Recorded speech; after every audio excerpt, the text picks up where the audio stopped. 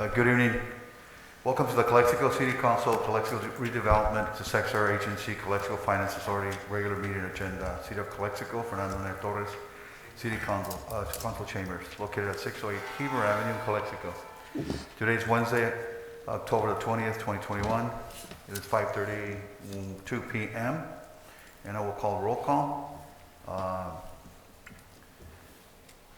Mayor Javier Moreno present. Mayor Pro Tem Camilo Garcia. Here. Councilmember Raul Ureña. Present. Councilmember Gloria Romo. Present. Councilmember Rosiarola Fernandez. Present. Okay, thank you. It is a closed session meeting. Due to the declaration of emergency, this meeting has been held pursuant to AB 361, approved by Governor of California on September 16, 2021. And some or all of the City Council members may participate in this meeting by teleconference.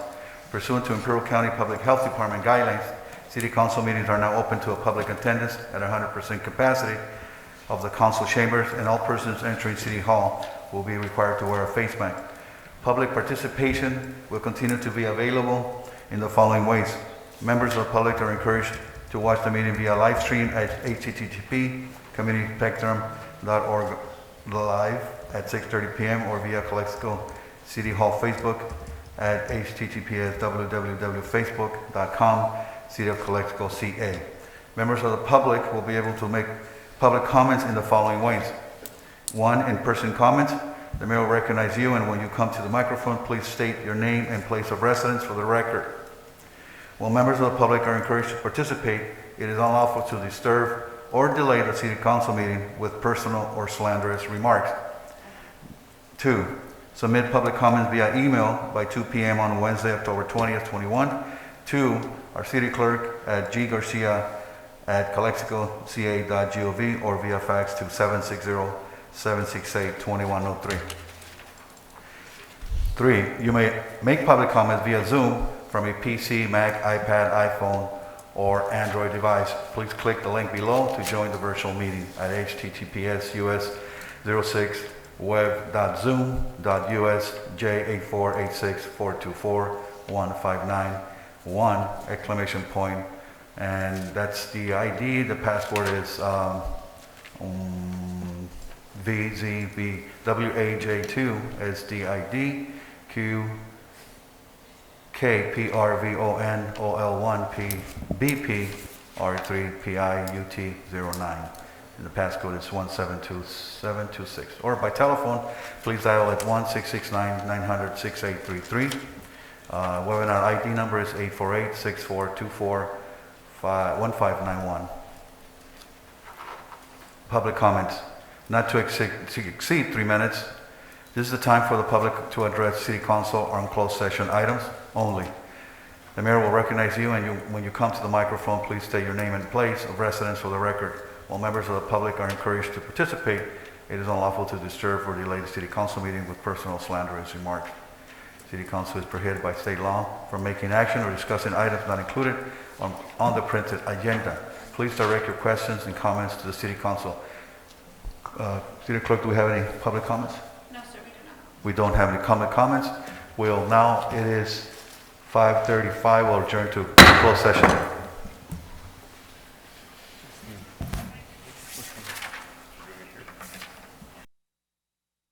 Welcome to the Calexico City Council, Calexico Redevelopment Successor Agency, Calexico Financing Authority regular meeting. It is 6:40, and I will do the roll call. Today's our regular work session meeting. Call to order. Mayor Javier Moreno present. Mayor Pro Tem Camilo Garcia. Here. Councilmember Raul Ureña. Here. Councilmember Gloria Romo. Present. Councilmember Rosie Ariola. Here. Thank you. We have a quorum. Okay, so please stand up for a pledge of allegiance, and you'll remain standing for an invocation after that. Mr. Ureña, can you lead us to a pledge of allegiance? Ready? Begin. I pledge allegiance to the flag of the United States of America and to the republic for which it stands, one nation, under God, indivisible, with liberty and justice for all. Mr. Figueroa, could you read the mission statement? Yes. City of Calexico mission statement. Together, we pledge to provide effective and efficient services in a courteous and respectful manner to improve the quality of life for all in our unique border community, Calexico. Ms. Romo, can you do the invocation? Yes, thank you. Padre misericordioso, pongo en tus manos en este momento esta reunión de Cabildo de Calexico. Pongo en tus manos, Señor, a cada uno de estos habitantes que se encuentran en este momento con nosotros, a todas sus familias, a todas y absolutamente cada persona que viva en esta comunidad de Calexico como en el Valle Imperial. Te lo pedimos, Señor, que nos des la sabiduría necesaria para poder manejar todos estos asuntos que vamos a ver en este día. Todo lo pido en el nombre de Jesús. Amén. Thank you. Please be seated. Thank you. Thank you, Ms. Romo. We are now in closed session announcements. In the closed session, we discussed several items. At this time, I'd like to ask the legal counsel to report on closed session discussion. Yes, Mr. Mayor and members of the council, on both items, there were no reportable action. There was only direction to staff provided. Thank you. And now, next item is approve the agenda. I need a motion. I make a motion. Motion by Arreola. Second by Stropo. All in favor? Aye.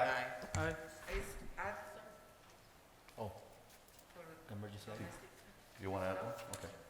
So we'll add an emergency item, which is the Domestic Violence Awareness Month proclamation. That'll be item number 5A.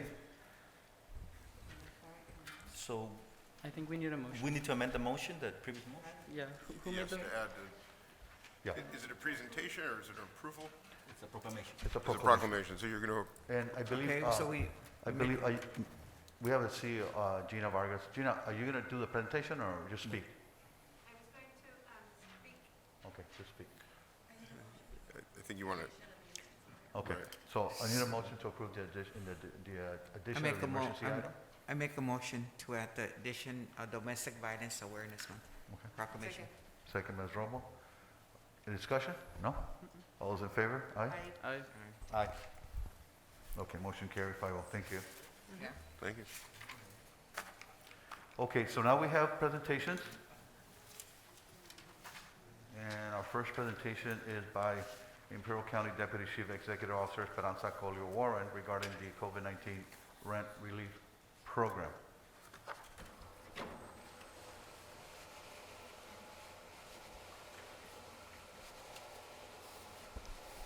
Good afternoon. Can you hear me? Yes? Okay. Whoops. I think that's scary. Let's see. There you go. Hi, my name is Esperanza Colio. I'm with the County of Imperial, and I want to present to you an opportunity for rent assistance. This program is available for all those individuals and families that were somehow impacted by COVID-19 from last year all the way to this year. There are different services, and I'm going to go through the presentation. I would like to ask if the audience needs this presentation also to be made in Spanish, because that way I can go back and forth. ¿Necesitan la explicación también en español? ¿No? ¿Todos están cómodos con inglés? Very good. So the Emergency Rental Assistance Program, also known as ERA at the federal level, submitted funds to the state of California for a program that in California is known as, okay, he said that it's important to speak Spanish too. Okay, so I'll make sure to do both. So the program at the state of California is known as California COVID-19 Relief Program. So if you heard both names, it's the same program, just for you not to be confused. Next slide, please.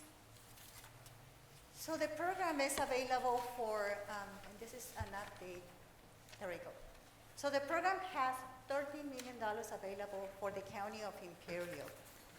They are a second allocation as long as we're able to prove that we can spend the first round of funding of $13 million. El programa, como les mencionaba hace unos momentos, es un programa que a nivel federal se llama, es un programa de asistencia de renta, pero en California se llama California Asistencia de Renta. Es el mismo programa, para que ustedes no los confundan. Normalmente la gente lo llama ERAP, que era a nivel federal, pero es el mismo programa en California.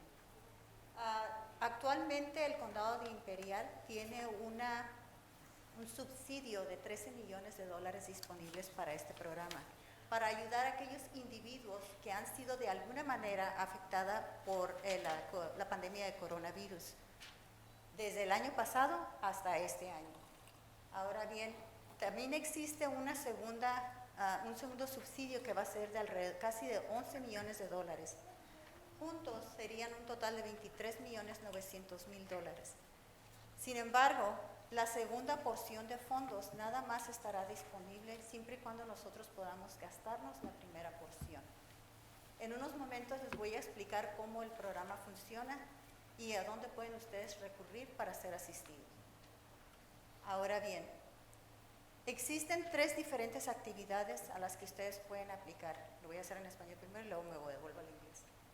La número 1 es aquellas personas que de alguna manera fueron afectadas por el coronavirus el año pasado, a partir del 1 de abril del año pasado, del 2020, en donde muchos negocios se cerraron y por ende muchas personas perdieron su trabajo o sus horas de trabajo fueron reducidas o tuvieron que decidir dejar de trabajar para cuidar a sus niños. Esas son personas que pueden ser elegibles para este programa. El programa puede pagar aquellas rentas que están atrasadas, también puede pagar rentas en el futuro y también puede pagar servicios de utilidades como agua, luz y gas. Todos estos programas son nada más con una sola solicitud. The program began available since last year at the beginning of the pandemic around April 1st. For those individuals that for some reason they lost their job or the work hours were reduced, or they decided to stay home to take care of their children, this program is available to assist them with 3 different programs. Delinquent rents, beginning April 1st. The second is for future rent, meaning that you could potentially continue receiving assistance even after the delinquent rent. And for utilities, up to 12 months for utilities that are like water, gas, electricity, and sewer. So all of this is available to you as long as you meet the criteria and with one application. Next slide, please. Now, there is a lot of fear about applicants participating in the program. And we get it, we understand that. And so is the state of California. And for that reason, they have made sure that they provide us with information so that we can share with you this information. Individuals that are applying for this program are not going to be asked for the immigration status. That's not the intention of the program. The program is available for everybody that was affected by COVID-19. El programa está disponible para todas las personas que han sido afectadas por el coronavirus, como se lo había mencionado antes. El Estado entiende que en muchas situaciones las familias tienen miedo de participar en programas porque van a ser cuestionadas acerca de su emigración o de su estado de emigración en Estados Unidos. Ellos entienden esto y han hecho lo posible para que nos informemos nosotros de que esto no va a haber ninguna pregunta que les requiera que digan cuál es el estado de emigración a los participantes del programa. También es importante reconocer que el programa está disponible y que no les afectará a ustedes como ingreso. Lo que quiere decir es lo siguiente: si ustedes solicitan ayuda, ese dinero, esa asistencia que ustedes reciben no la van a recibir directamente, o si la reciben directamente no les va a contar como ingreso.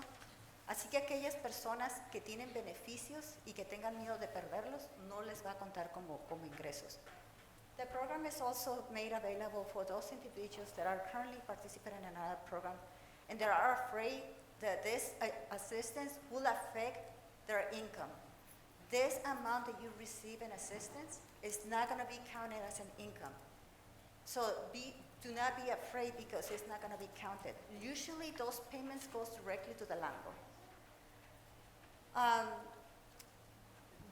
I was just mentioning that the payments goes directly to the landlord unless the landlord doesn't participate. The person that is renting the apartment or the house, if they don't want to participate, then it's a different story. But it's not going to be affect your income.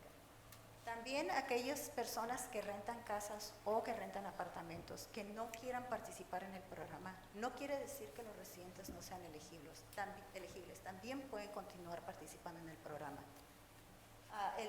Cuando un arrendador o cuando una persona que renta, un rentero, participa en el programa, el pago se va directamente a ellos. Pero si deciden ellos no participar, entonces el pago se va directamente a la persona que está rentando. As previously mentioned, any of this assistance is not going to affect any of the services that you're getting, like car wash and other cash aid. All those programs that are available based on income is not going to be affected. Como les había mencionado antes, aquellos que tienen programas como ayudas en estampillas, creo que le llaman, estampillas o como programas de asistencia, no van a ser afectados si ustedes reciben asistencia a través de este programa. Solo se solicita con una solicitud de servicios es suficiente para recibir los 3 programas. La persona que va a trabajar con ustedes automáticamente los va a poner dentro de los 3 programas que al principio les mencioné.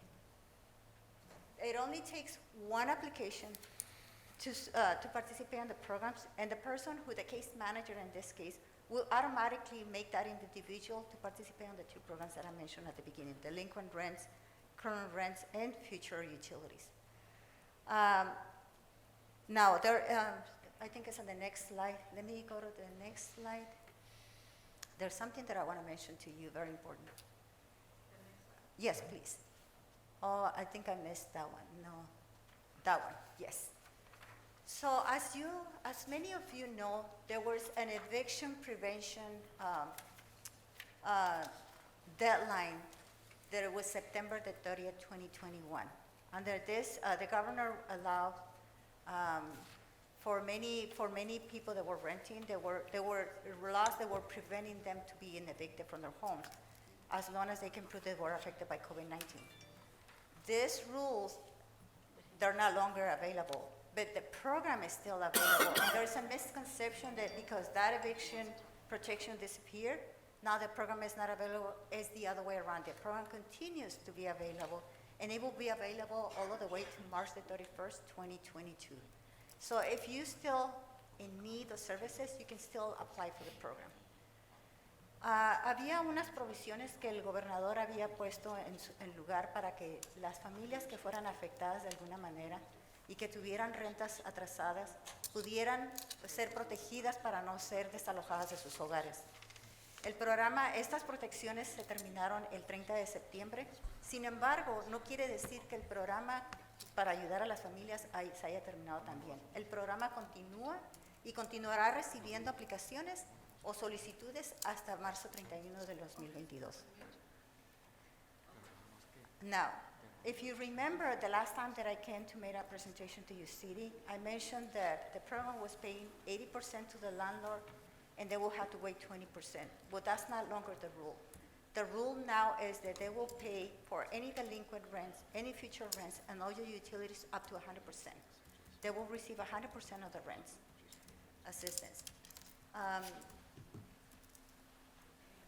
If the landlord participates in the program, the landlord will receive the payments directly, and so are the utility companies. But if the landlord decides not to participate in the program, the payment goes directly to the client. Anteriormente había venido a hacer una presentación en donde les mencioné a ustedes que si no participaban aquellos que participaran, las personas que rentaban, los dueños de las propiedades tenían que perdonar el 20% de las rentas. Sin embargo, el programa ha cambiado y ahora paga hasta el 100% de las rentas atrasadas, de las rentas futuras y de las utilidades. De esta manera, también hubo unos cambios que es muy importante mencionarlo, porque eso estaba haciendo que el programa se detuviera mucho, y si la persona que les renta el apartamento o la casa no quiere participar en el programa, el residente tiene el derecho de continuar solicitando asistencia y se le mandará el dinero a ellos directamente. En otras palabras, es más conveniente que aquellos que renten propiedades participen con los clientes para que ellos reciban el cheque directamente. Lo mismo aplica para las utilidades. Como les había mencionado, the same thing applies for the utilities. Next slide, please. Now, this is where it gets interesting. Out of the $30 million that is available for round 1, the state has received a total of 1,545 applications as of yesterday, of which 420 applications have been processed, which means we have more than 1,000 applications still in process. Yes, so that's very unfortunate, but you have to remember something. We don't manage the program at the local level. That's being managed by the state. My job today over here is just to show you that we're trying to promote the program as much as we can and to make everybody aware of how the program works.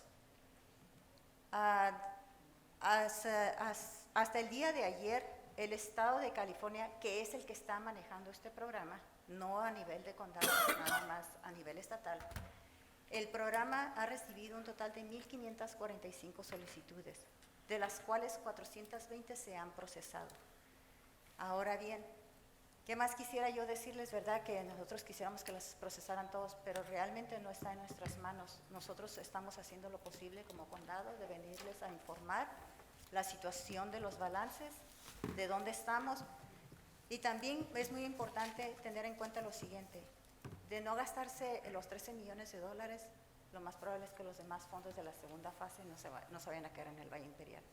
I also want to mention to you that if we don't spend the $30 million for the first round, most likely we're not going to be able to secure the additional $11 million that is available on second round.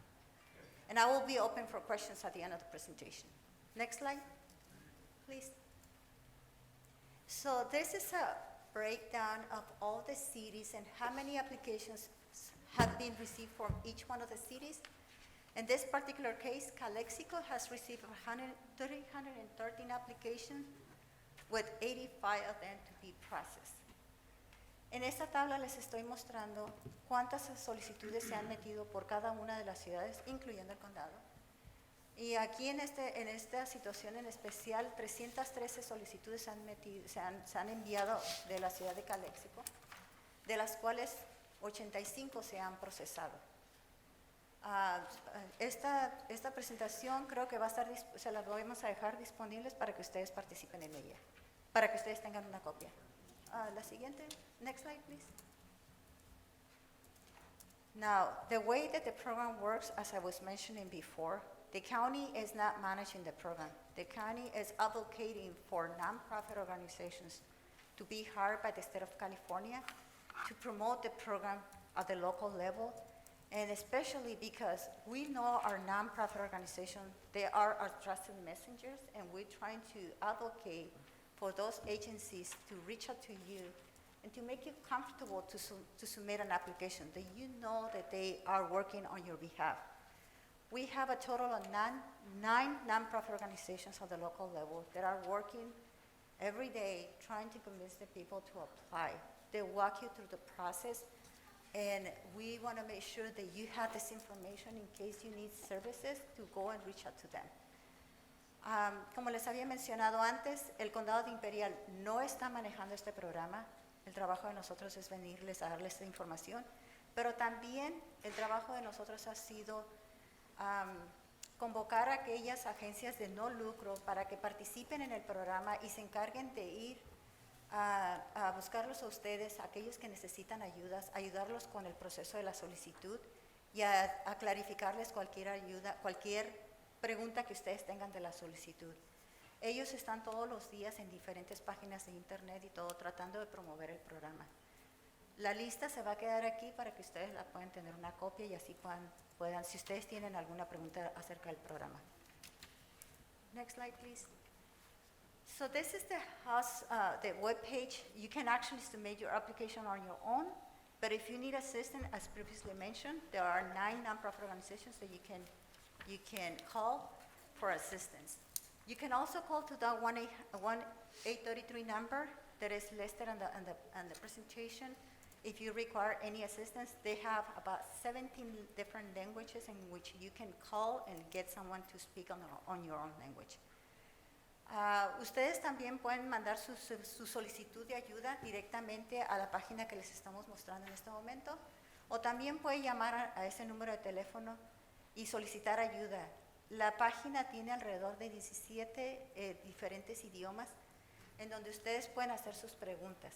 Sin embargo, si ustedes de todas maneras no se sienten confiados de llamar a ese número, pueden llamar a alguna de las agencias que estaban listadas antes de esta presentación. Now I'm open for any questions you might have, if any. Okay, so si no tienen ninguna pregunta, esto concluye mi presentación, a menos que el concilio tenga alguna pregunta. ¿No? ¿Cuál es el plan ahorita para mejorar estos números? Para ese programa, el Estado continúa mandándonos información. Nosotros hemos hecho varias solicitudes al Estado para que inyecten más dinero a las agencias de no lucro, para que ellos puedan completar las solicitudes de las personas que no han completado su solicitud. Uno de los problemas más grandes que hay es que cuando envían la solicitud a través del sistema, no están completas muchas veces. A veces nada más les falta un documento y no se puede procesar. Entonces, esas agencias de no lucro están disponibles para ayudar a esas familias. So what I was mentioning is that we have been advocated with the state for them to make an additional allocation for nonprofit organizations to assist those individuals that have not been able to complete or to submit a full application. And so that way they can process that application. It might be that those applications are not complete, and so they need assistance. And sometimes it's difficult to understand the questions and the application, and that's why we have those nonprofit organizations available. Yes, sir. First of all, thank you, Esperanza, for such a great job of sharing this information with us. Just like the first time that you came, I think it was very informational and productive for our community also to be aware of this. Thank you. But then also, I want to encourage, all of us here to make sure that we put this information out there because, I'm concerned about, money, the money is here, right? But, Yes. The second round is depending on, performance. If we access this funding, Yes. and if not, the typical, answer is, if you don't use it, we'll send it to other areas. Yes, And the need is here. yes. But aside from a very strong, campaign to promote this program, what else can we do? I know you said also maybe, some incentives to the local CBOs that are contributing to this process. Yes. That's great. But then also, I think, we have done a lot of work, Board of Supervisors in here, sending letters, reaching out. And I think, from what I understand also, of course, at the local level where we don't have a say in this process, Right. on who gets this funding. But then also, even at the state level, it is my understanding that not even the state is administering this program. They're actually outsourcing this program to other agencies that are getting quite a bit of money to administer these programs. So if somehow, we can maybe do a follow-up, because on the numbers that we're looking at, applications that were submitted versus the ones that have been funded, there is a huge Gap. difference. Yes. So if we can just, and it could be, pending information and correct information, if we can, is there a way that, people can follow up? Because the other thing is that a lot of our population might not have access to technology or just the ability to follow up on this. So how can we make this available also? And I know that the county doesn't get any additional funding for this, but maybe if we can make something available, if we can, ourselves create something to help, because again, these monies are here. and if we don't use it, I really dislike saying this, we lose it. Yes, And that's the sad reality. And to that point, I want to mention that the county has a seat in the advisory committee, and I have made numerous emails, sent correspondence to the state requesting them to please allow our nonprofit organizations with additional funding so they can help those to complete their applications. And just send an email saying the application is complete so they can expedite the check, because the only one that approves the application is the state. So our nonprofit organizations can do all the work, but there are the ones that approve the applications. So is it the state? It's the state. Or an outsourced So what company? they did was the following. The state have the funding sent to them by the federal government. They hire a company to hire the nonprofit organizations to promote the program. But when you're going to submit your application, the application goes directly to the state. The state is the one that approves the applications, not the company. The company is just in charge of coordinating the marketing efforts. The other thing that I also asked the state, and I have that correspondence, is for them to allow our nonprofit organizations a portion to promote in the media the programs, because they didn't allocate funds for media. And when I'm talking about media, the same thing that we used during the census 2020 is local radio stations, TV stations at the local level, with language that we all understand. But we have not received confirmation on whether or not they're going to assist us in that matter. So to piggyback a little bit on what Camilo Garcia was saying, the company does, I guess, contacts a nonprofit, and they in turn are the ones responsible to somehow promote it, Yes. outreach and all that. But they also do they ask for separate funds, or as part of the funds that come in? No, so the state allocated a portion of the funding to that company that subcontracted with the nonprofits to market the program. But the applications, if you go into the website, is the state website. Is the state They website. receive the applications Okay. directly. And Yes. do we have an example of a turnaround time when the approval process, or? this- Unfortunately, it's been like 2-3 months Okay. until they hear from the application, and I don't want the community to give up. I Right. want the community to continue submitting the application. Okay, thank you. Esperanza, Yes. so Yeah. these organizations, they're the ones that are helping Yes. helping them with the filling out the application and everything, and then it goes to the state. And So- then you're saying that the state is the one that The whole approves that is at the state level, and their argument is the applications are not complete, but let me explain a little bit more about the role of the nonprofit organizations. There were originally 3 tiers that includes promoting, maybe providing the application, and maybe doing additional activities. But it wasn't the job of the nonprofit organizations to complete the applications. That was not their assignment. They were providing information, but our nonprofit organizations, they have gone on and beyond. I have organizations that have called me and they said, we literally walk the people by creating an email address. We help them to secure the information that they need. We walk them through the process so they can submit a full application. They're not getting paid for that. They're doing it because they care for this community. And I want to acknowledge that they have worked very hard to try to submit. That's why you have 1,545 applications. But then now people are losing faith in the program because we can see the pattern of less and less application as we go.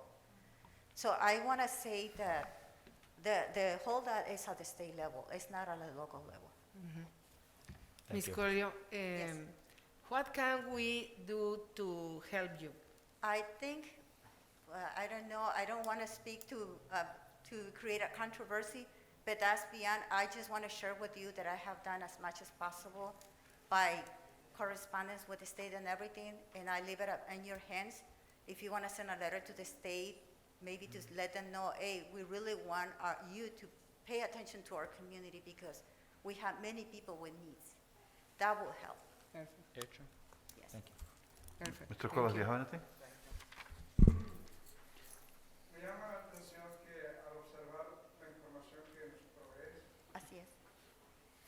el interés de la comunidad sí está ahí. Así es.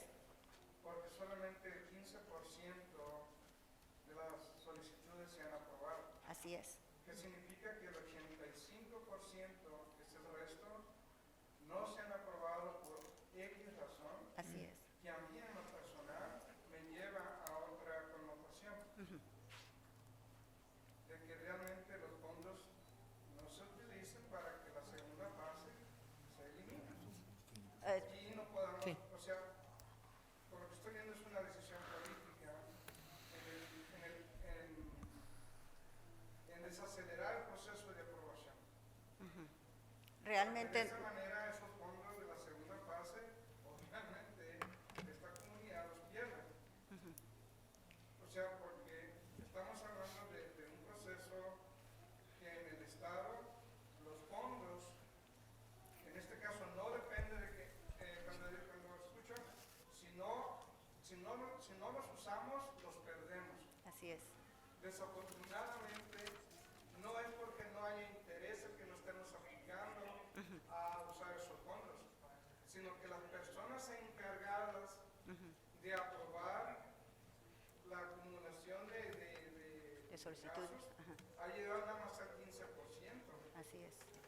La gran mayoría, o sea, el 85%, pues ahí nos vemos. ¿Qué tanta gente ha aplicado, señora Colio? ¿Mande usted? ¿Qué tanta gente ha aplicado? ¿Tiene usted ese dato? 1545 solicitudes. 1545. Y Puede ser que 420 sea se lo han que usted dice, aprobado. profesor. Puede ser que sea lo que usted dice. El proceso es demasiado largo en el Estado y de aquí que te aprueben el proyecto, pues nos quitan la segunda parte, como usted dice, ¿no? Puede ser que sí, no sé, Esperanza, si tengas alguna Yo respuesta. ¿de qué realmente a manera? nosotros no nos dicen los detalles, Sí. pero lo único que yo puedo decir es, lo único que yo puedo hacer a este punto, porque el programa no es de nosotros, pero tenemos una responsabilidad por pertenecer a ese grupo que diseñó el programa y que trajo a la mesa muchos problemas que se estaban viendo durante la implementación, es de que ya he hecho esos comentarios yo a nivel estatal y ya les he mandado esa correspondencia. Lo único que yo puedo sugerir a este momento es de que ustedes como ciudad conecten con la ciudad, hagan lo apropiado, mandar una solicitud al Estado y decir, hey, no te olvides de nosotros, también nosotros tenemos necesidades. Okay, Ms. Colo, thank you very much. Absolutely. What I can propose based on the comments, and I'm sure Okay. there's a lot of, we can talk here further, but I will propose that my Mayor Pro Tem here, Camilo Garcia, and I can probably perhaps work on something with the city manager to address with a letter, formal letter from the city, and send it up to Shannon Command, right? We can do that, certainly. Very good. Thank you. Okay. Thank you. Thank you. Gracias.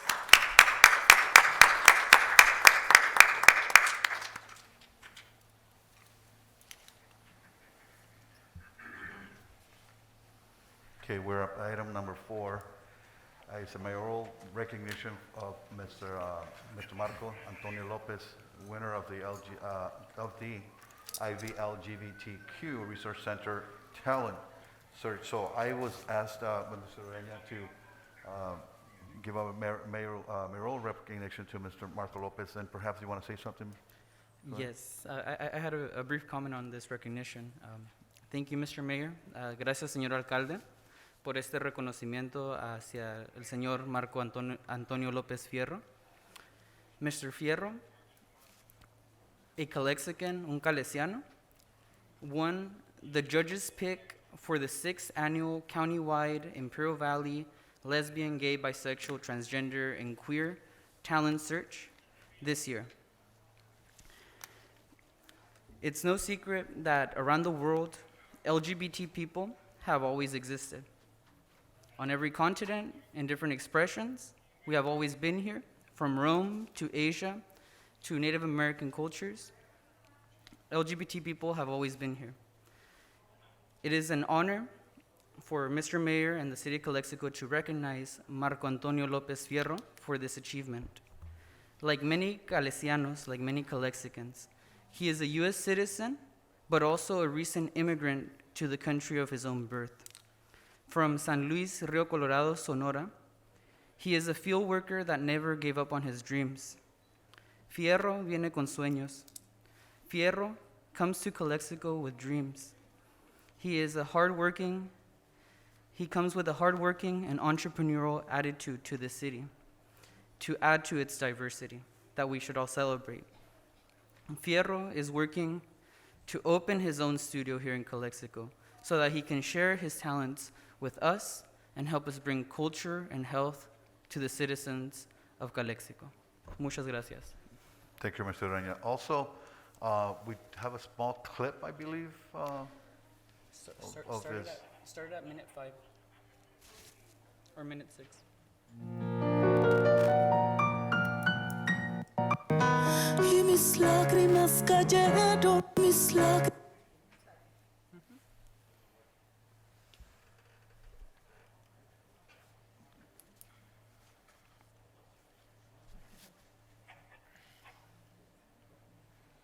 The projector.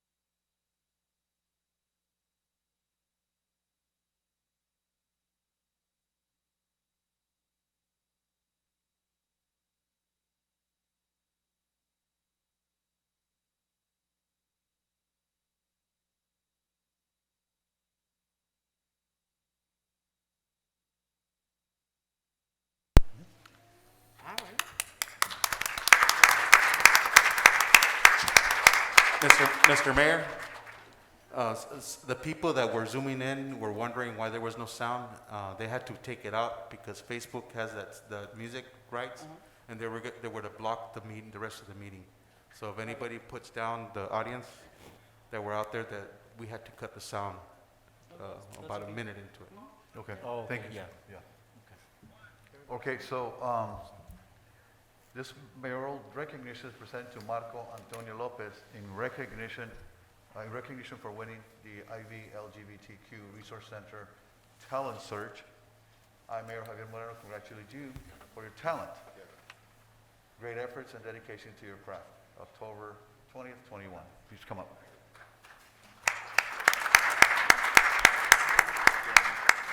Gabby.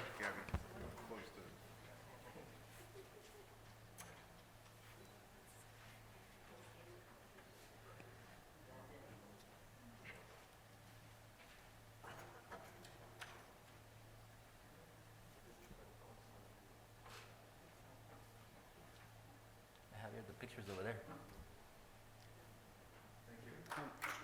Javier. Mr. Moreno, la foto estaba acá. ¿Dónde? El fotógrafo the estaba entire de este picture. lado. Yeah. Yeah, that's fine. Yeah. With you for the photography. Okay. A redo.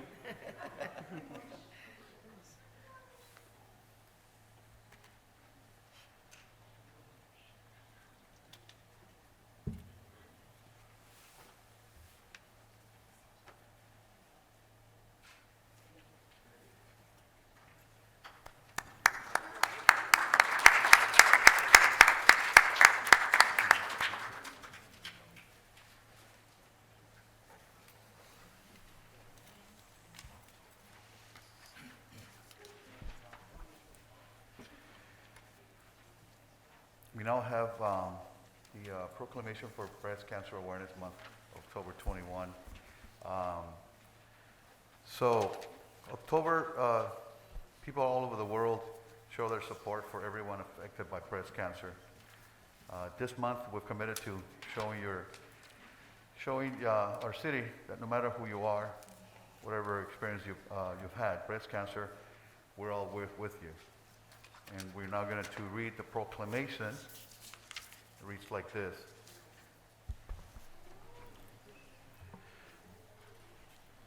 Whereas October 21st is National Breast Cancer Awareness Month in the U.S., and whereas breast cancer is the most common cancer among women, and Whereas every year too many of us are touched by the pain and hardship caused by breast cancer, a disease that among women is not only one of the most common cancers, but also one of the leading causes of cancer-related death. During National Breast Cancer Awareness Month, we honor all those who lost their lives to breast cancer, and we recognize the courageous survivors who are still fighting it.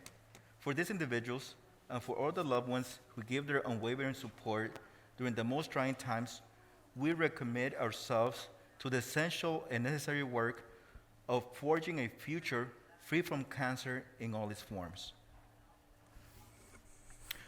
Whereas breast cancer is the second leading cause of cancer of death in women nationally, exceeded only by lung cancer, and the chance of developing invasive breast cancer at some time in a woman's life is about 1/8, and Whereas, according to the National Cancer Institute, an estimated 232,340 new cases of female breast cancer will be diagnosed in 2021, and 36,620 females will die from the disease. And whereas early detection and improved treatment is believed to have significantly reduced the number of deaths caused by breast cancer, the mammogram, an X-ray picture of the breast, is recognized as the most effective method of detecting breast changes that may be cancer long before physical symptoms can be seen or felt on women 40 years of age and older. And Whereas clinical breast exams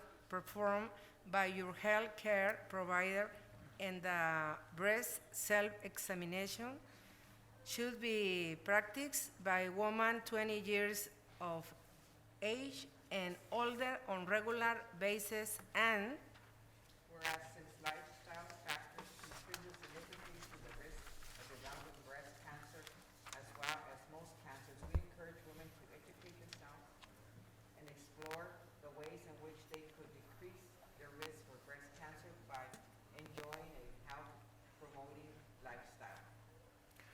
Now therefore, I, Javier Moreno, Mayor of the City of Calexico, do hereby proclaim October 21 as Breast Cancer Awareness Month and urge all women in the City of Calexico to discuss a preventive and screening program with their healthcare providers and become aware of potential risks of being diagnosed for breast cancer.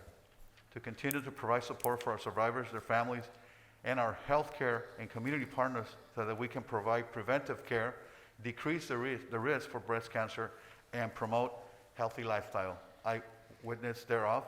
I hereunto affix my signature and official seal of the City of Calexico on this 20th day of October 21. Congratulations.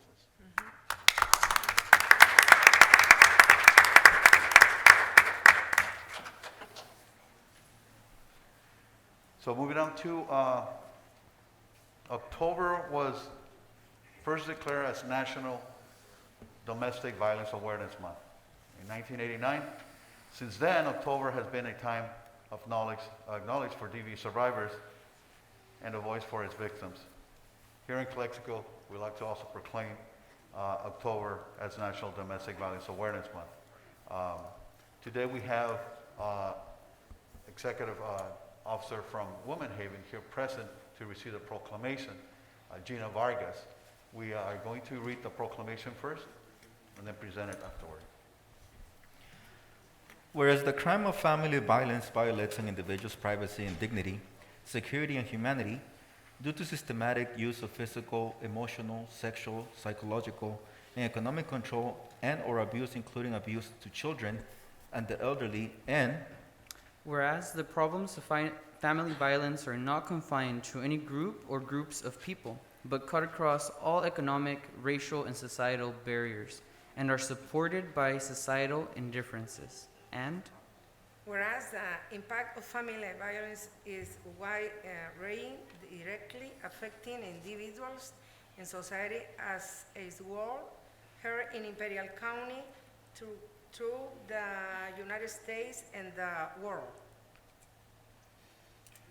Now therefore, in recognition of the important work done by family violence advocates and programs, we do hereby proclaim the month of April to be Domestic Violence Awareness Month in Imperial County and urge all citizens to actively participate in the scheduled activities and programs to work towards improving victim safety and holding perpetrators of family abuse accountable for their actions against individual victims and Valley community as a whole. In witness whereof, I hereunto affix my signature and official seal of the City of Calexico on this 20th day of October 21. And now I have Gina, Executive Officer from Womanhaven. You want to come up? You want to say a few words before the? You're welcome.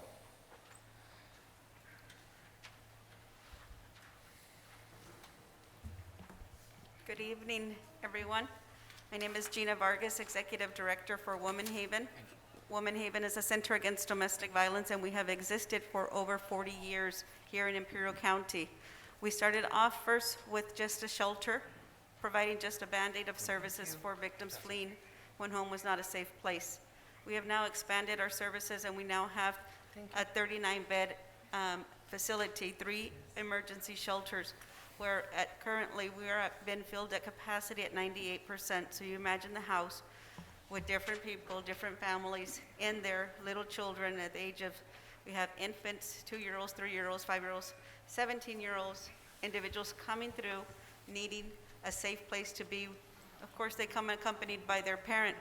Predominantly, we serve women, but males are also victims of domestic violence, and we've seen an increase of males coming through our doors to receive services because they no longer feel safe and they want to live a life free of violence. It's important for individuals to learn about our services and to know that they do not have to live with abuse. Abuse is abuse. A push is abuse. A slap is abuse. Financial control can be abuse. There's more than just a punch. It doesn't look that way. It doesn't look black and blue all the time. It's emotional, psychological abuse as well. So we are here to share, and it really warms my heart to see that the City of Calexico is proclaiming October as Domestic Violence Awareness Month, because that shows me, I've been as the Executive Director for 8 years, and I just feel this support, that I'm not alone walking this mission to make the change and to bring awareness, but I have a community such as Calexico that is going to help me bring that awareness to the community. This Saturday, we have an event taking place at Buckland Park. It's from 10 to 1, and we have some flyers, and we'll leave them out. But we're also there to bring awareness we use the color purple as Domestic Violence Awareness Month. Is be purple for the change, wear purple. We're going to have hot dogs. We're giving some hot dogs away for free, and there will be the vendors there also selling, but the first 100 people who get there will get a free hot dog, and we have snow cones as well. We want to make it an awareness, something that people are comfortable with, and not to see it as something don't want to be a part of, or because I walk there, I'm a victim. No, we're there to just embrace the services that we have in our community, not only for domestic violence, but many other services are going to be there. There's going to be about 40 other agencies there joining us as well. We're going to have live musicians there at the park, so you guys can come out and just enjoy. If you want to bring your lawn chair and a blanket just to sit there and enjoy a couple of hours of free music, we welcome you to enjoy that with us. And so, like I say, Mayor Javier Moreno, I really thank you for, the leadership that you provide here at the city, and the strong leaders here, city council members here, that are the pillars of the city of Calexico to make transform the city and make change. And so with that, the police department has been doing an excellent job. When they respond to a call for domestic violence, they call us, and we are able to respond there with them. And so they've been doing an excellent job providing services to victims of domestic violence. So I do applaud their efforts, what they're doing as they learn what domestic violence is and link them quickly to our services. So I could go on, but I do want to thank Calexico for you guys' leadership, and the police department for their leadership in taking that role to when they get that call, that they quickly connect them. They either send them to our shelter, or we're able to help them with the temporary restraining order that services are available. With that, I do want Anelia Bonilla, she's our outreach coordinator. She'll say, talk about our event in Spanish. So for those who... Buenas tardes. Queremos invitar a toda la población de Calexico a nuestro próximo evento este sábado 23 de octubre en Brooklyn Park, en el centro, de 8 a 1 de la tarde. Este evento es para hacer conciencia contra la violencia doméstica y para promover los servicios que Womanhaven tiene para la comunidad. Vamos a tener música en vivo, comida, vendedores y otras agencias que estarán proveyendo sus servicios también. Esperemos que nos acompañen y puedan pasar un buen momento con nosotros y hacer un cambio para acabar contra la violencia doméstica. Muchas gracias.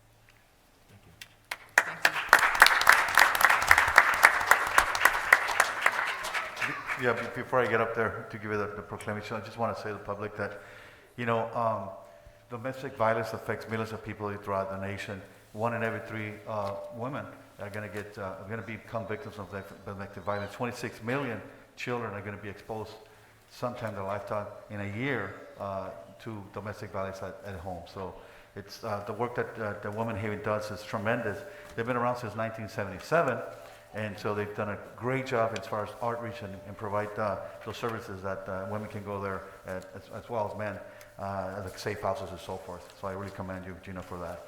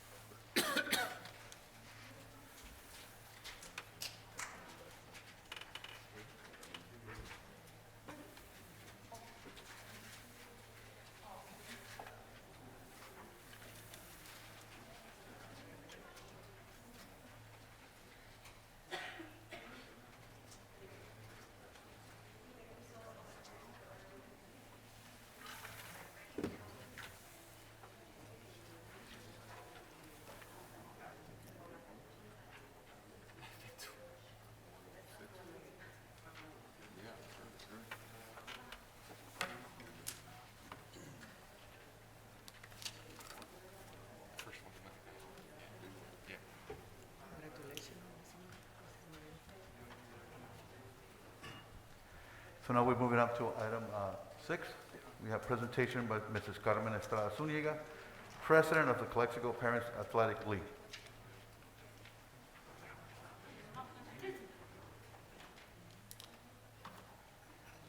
Buenas noches. Buenas noches. Soy Carmen Estrada. Bendiciones para todos. Estamos aquí, el motivo que estamos aquí es por el problema que tenemos en los parques. Estamos sufriendo algo tan grave, el cual los invito a que vayan y revisen cada uno de los campos en las condiciones que están en unas condiciones pésimas.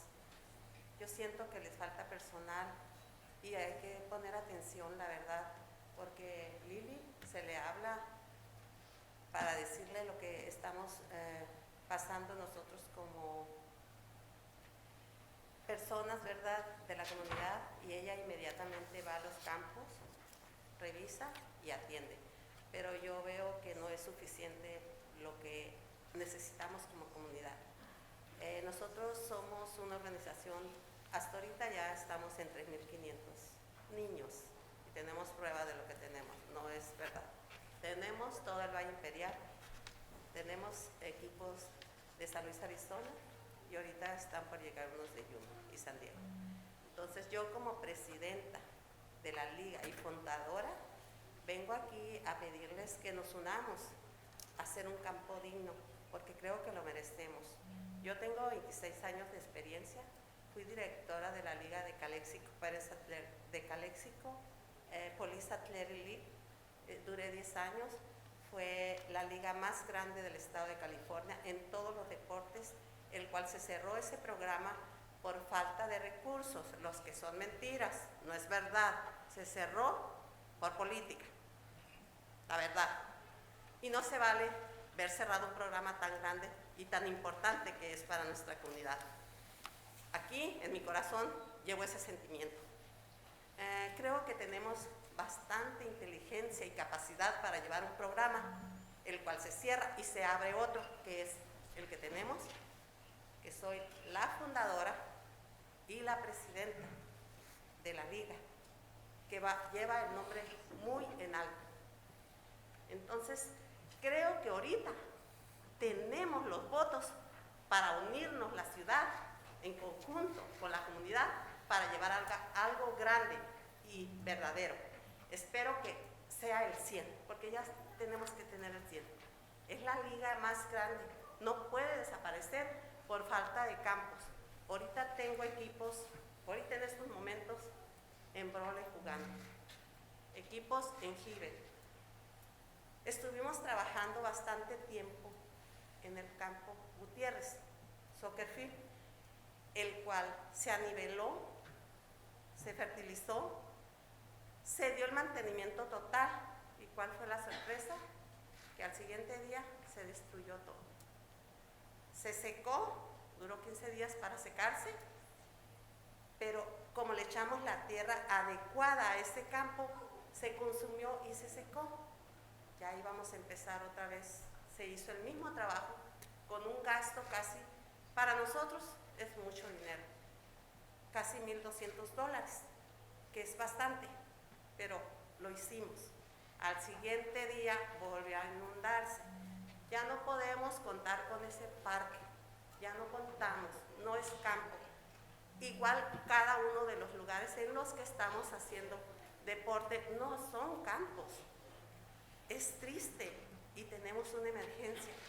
Tenemos un parque en verdadero, que es en verdad un parque que está Córdoba, Clinton y Zapata, que ese es de soccer. El motivo no sé por qué no se ha terminado, pero nosotros como liga venimos a pedirles que nos ayuden a terminar ese proyecto de ese campo. Podemos empezarlo de ya, porque tenemos una emergencia. Y para enero, febrero, ya está listo ese campo y podemos jugar bastantes niños ahí. Ya no podemos invertir en lugares en los que no son campos, señores.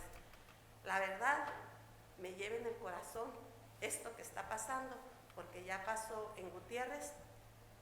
Tengo 700 jóvenes que no pueden jugar ahí. Ya estábamos listos. ¿Por qué? Porque no contamos con él. Señora Romo, Camilo, ustedes son personas que estuvieron conmigo en la liga de soccer cuando pertenecía el PAL. Saben la capacidad que tenemos y la inteligencia y el corazón para llevar a cabo lo que queremos. Y sé que contamos con Raúl, contamos con el señor Moreno y con Rosy. Espero. Lo que sí te quiero decir, señora Estrada, le quiero dar las gracias por lo que ha hecho, y todos tenemos en consciente que lo que está haciendo lo está ayudando a nuestra juventud. Es un trabajo, yo sé que toma mucho de su tiempo, pero yo de mi parte le doy las gracias, y como concilio que estamos aquí, vamos a hacer todo lo posible para poder cumplir lo que lo está pidiendo. Ojalá sea rápido, no podemos esperar. Nosotros como liga podemos poner sprinkles, podemos poner zacates, porque tenemos organizaciones que nos ayudan y confían en nosotros. Entonces, tenemos que unirnos para que venga la ayuda más. Y yo en lo personal y mis ligas quiere darle las gracias al IID, porque tenemos 5 años trabajando en conjunto con ellos. Algo que ellos no querían, que diéramos un nombre, pero lo tengo que ser público, porque son personas que nos han capacitado a nosotros como programa, cómo llevar las cosas, y eso lo llevo en alto. Lo llevo en alto, nos dan la llamada, tenemos un dinero, nos dan la base, cómo lo vayamos haciendo. La verdad, yo estoy orgullosa de la capacidad que nos dan ellos, nos orientan cómo debemos de llevar las cosas, y la verdad hemos aprendido mucho, y creo que no hay organizaciones ahorita así como nos están dirigiendo. Señor Escobar también ha estado con nosotros al 100 de parte del condado, y así como él han estado varias empresas con nosotros, pero necesitamos a ustedes, porque ustedes es la base ahorita, que nos den los permisos. Si ustedes no nos dan permiso, no podemos continuar. Así es que yo, como licenciada en Trabajo Social, graduada en la Universidad Autónoma de Sinaloa, creo que tengo la capacidad y mi equipo en llevar a cabo esto. Y soy empleada de Imperial County y soy jubilada de los Estados Unidos. Ahorita estamos apoyando la Liga de Fútbol Americano, que son jóvenes de 18 años de todas las high school del Valle Imperial, que se unieron a nosotros porque tienen el mismo problema de nosotros, las necesidades, escondiéndose cómo van a jugar, porque les cobran también. Mis niños de 18 años ya tienen que pagar por jugar en un campo, aparte de invertirle nosotros a los campos. Es triste, señores, es triste lo que está pasando. Tenemos que abrir los ojos y unirnos a hacer lo que tenemos que hacer. Pues, es el nombre de ustedes y el nombre de nosotros como comunidad. Muchas gracias, señor Cuevas. Es nuestro representante. Señora Estrada. ¿Va a hablar? ¿Mande? ¿Va a hablar el muchacho? ¿Va a hablar el muchacho? Okay. Yeah, I had a few words. First, thank you, ladies and gentlemen, for listening and hearing us and working with President Carmen. We're really hoping to eventually get a field and just something that can really help. It's a whole organization of young men from different backgrounds, everywhere from Heber, Brawley, Hopeville. Myself, I didn't go to school here. I went to school in San Diego. But we have men of all backgrounds. I believe it's something that can help the community as well. This is our first legit season. And we compete all over in Mexicali, Ensenada, San Felipe, Tecate, mainly right here in Mexicali. But it's a good chance for the young athletes and the young men who get out of high school or maybe get out of a certain career or a certain job and don't have anything to do to better themselves or the community. So I really think that it's something that could help for anybody who's really not out there doing it. it's really, we even need staff members. We need some more coaches, things like that, and I think it's a program that could really benefit the whole valley as a whole. I really hope you can take the time to work with President Carmen. And forgive me, just a little nervous right now. I've never spoken in front of people. So I just want to say thank you for your time. Thank you. Mr. Araña, have you? Yes. Señora, ¿sí puedo hacer una pregunta al administrador antes de proceder?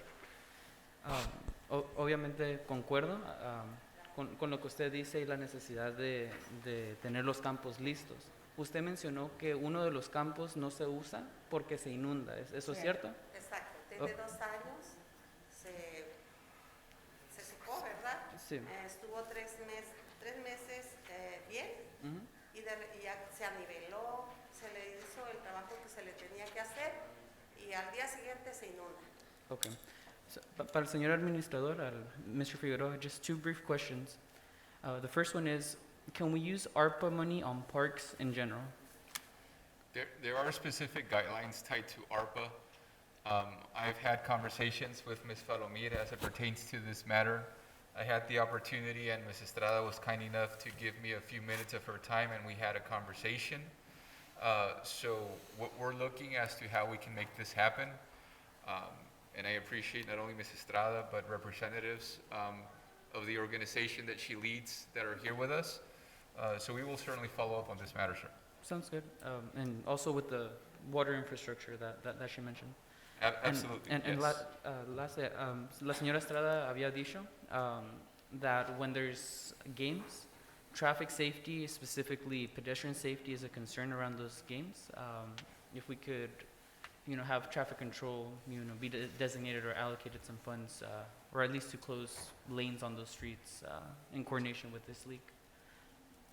I think with this opportunity to collaborate together, we can address the multiple items that need to be looked at in a way where it's feasible for Ms. Estrada and the city. Excelente. Yes, Ms. Romo. Yes, okay, thank you. Señor Estrada, de veras mi sincero agradecimiento, creo que se lo he dicho no sé qué tantas veces. Me siento muy orgullosa de usted. Fue también una gran líder para mis hijos cuando jugaban con usted en los equipos. La recuerdan con mucho aprecio. Yo creo que mucha gente de la comunidad también lo hace.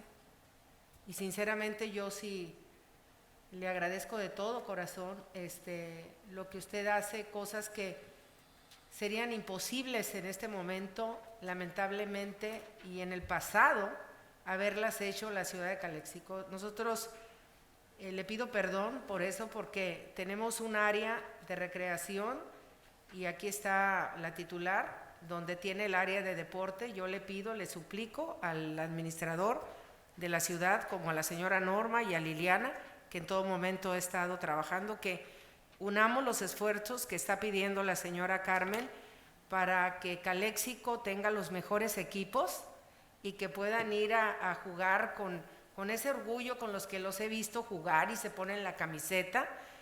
La verdad que eso a mí me enorgullece. Ahorita las juventudes, profesor, usted ha estado toda la vida en eso, lo recuerdo de años atrás, y yo creo que contamos ahorita no solamente con el apoyo del IID, yo creo que aquí está nuestro supervisor, que siempre ha estado también atento, me consta a mí. Hemos estado con usted, el señor Ureña y yo, hemos visto inclusive con el peligro, Miguel, que a veces están jugando, pasan con los carros ahí por la quinta y dices tú, wow, se puede haber un accidente. O sea, todo eso ha pasado usted y yo le agradezco mucho todo esto y le pido en este momento a mi mayor, al señor Javier Moreno, independientemente del apoyo que le vamos a otorgar, por supuesto que sí, señora Carmen.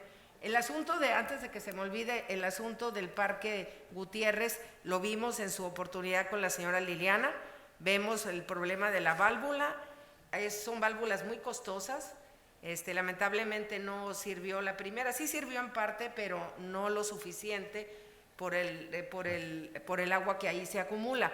Entonces está en este momento, cree usted, administrador, con Liliana, viendo la posibilidad de comprar otras 2 válvulas, son carísimas, pero si son necesarias, claro que lo vamos a hacer.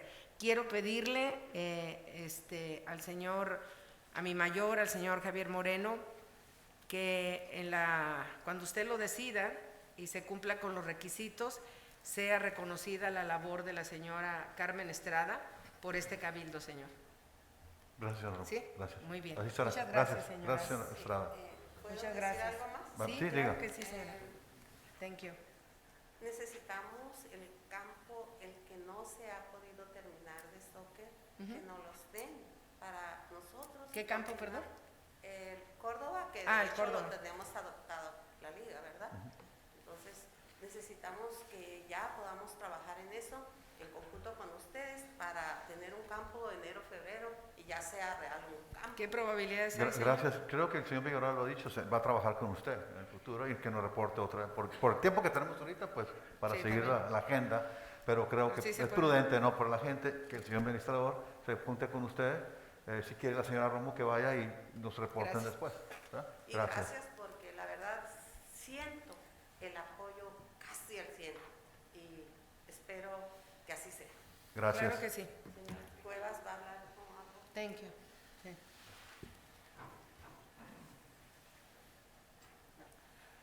Well, good afternoon. My name is Salvador Cuevas, and on behalf of the Calexico Parents Athletic Association, I'm coming to speak about the issues that basically this league is facing right now, and that's very critical for us as a community to address. This big challenge that they have. We know that Daniel Gutierrez field is not an appropriate football field in reality because it's basically a place where when the water is running off, especially during the rains, it goes to that place and the league has to stop for several months without any activity. And one of the big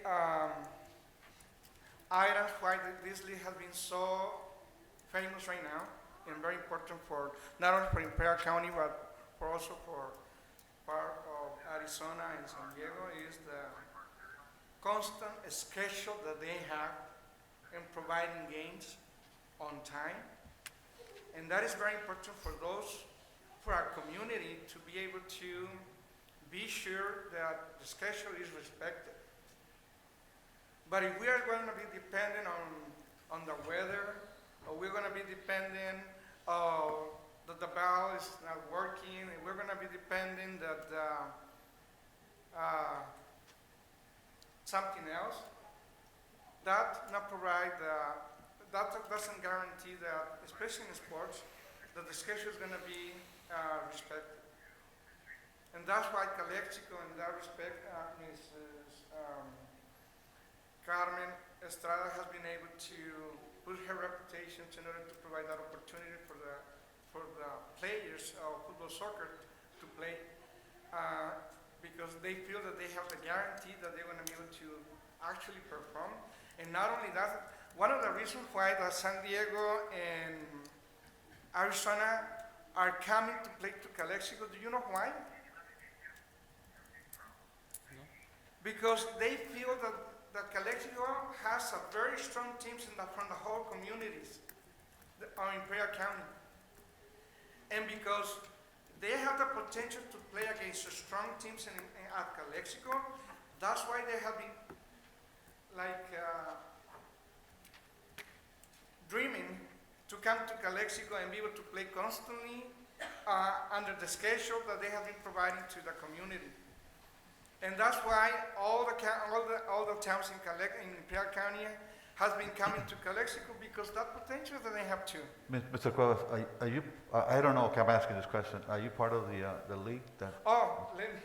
Well, actually, Mrs. Estrada told me, Mr. West, can you present the board to the Calexico City Council? Yes. As you may know, Calexico Parents Athletic Association President Carmen Estrada Zúñiga, Vice President Tony Garcia, you know Tony, and Treasurer Salvador Cuevas, myself, Secretary Nubia Martinez, Okay. and the coordinators. For the minor league, Victor Garcia Gamboa and Enrique Bojorquez, and for the major league, Felipe Mesa. The league actually has 11 years of experience. And the founder, Mrs. Carmen Estrada, has I would say, the honor and I don't know, the reputation to spend her time. And you know what it takes to be committed to sports, because myself, that I have been 35 years of experience in basketball, and as a matter of fact, for more than 20 years, I have been asking to this city council to provide a basketball court with a shade. Up to this point, has not been. Yeah, Mr. Cuevas, I appreciate your passion, but we need to have an agenda going. I really appreciate it. I believe Mr. Figueroa, we can always ask him to work with you guys and then Okay. maybe report, just for the matter of time, because we do have some other speakers. All right. We have the But in agenda. conclusion, I really appreciate that. Okay. Thank you. Let me Again. just conclude this. So I think that we foresee that the Cordova Park could be a key asset for the league to be actually adopted for the league if you approve that idea. Okay, thank So you. that's the bottom line. Thank you, Mr. Okay, Cuevas. thank you so Thank much. you.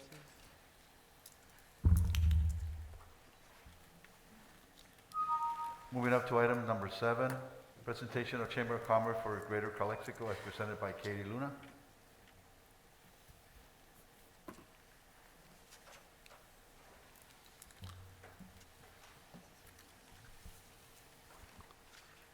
Good evening.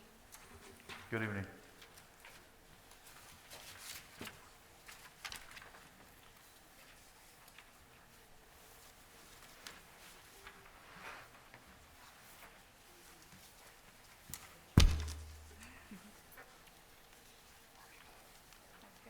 Well, I'll go ahead and get started while we're waiting for the presentation to come up here. So, good evening, Mayor and council members. Oh, sure. Yes.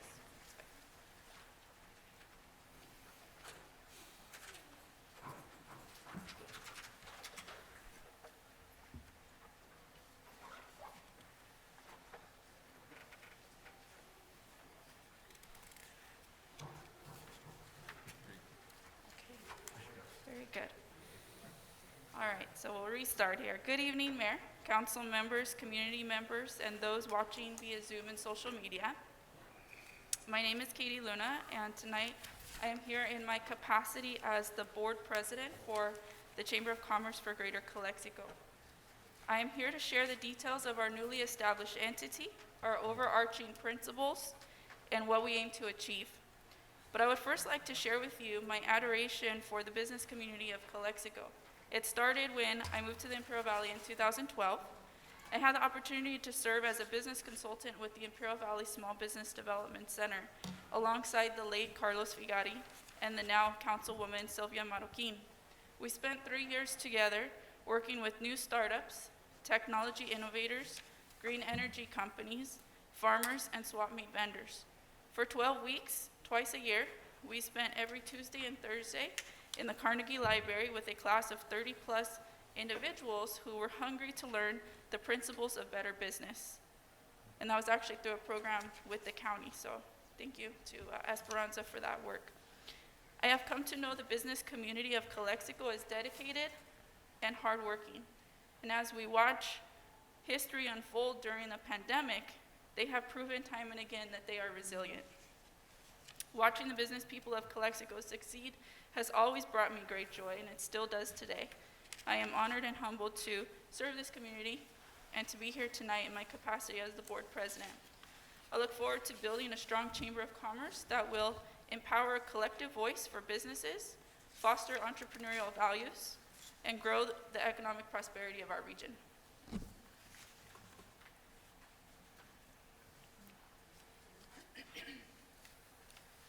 Sitting in the region's most prominent business corridor, our city is unique and comes with diverse challenges that will require our Chamber of Commerce to think outside the traditional boundaries of parades, pageants, and parties. Our chamber is ready to meet the challenge of finding solutions to the issues that plague our business community and community at large. The Chamber of Commerce for Greater Calexico was newly established on September 9th, 2021. And our purpose is to serve as a local association assembled to promote and protect the interests of the business community, primarily in Calexico, and then support the rest of the Imperial Valley. We are currently aligned with the industry-leading principles of being a 3C chamber. I'm sure you've heard that before, but I'd like to share a little bit about that with you tonight. We will operate as a convener of leaders and influencers, a catalyst for business growth, and a champion for our community. And because I know that when you go out to the masses and you share our good message about the chamber, saying the full name can be a lot. So we have nicknames, or loud nicknames, the Greater Calexico Chamber, or just simply the Chamber.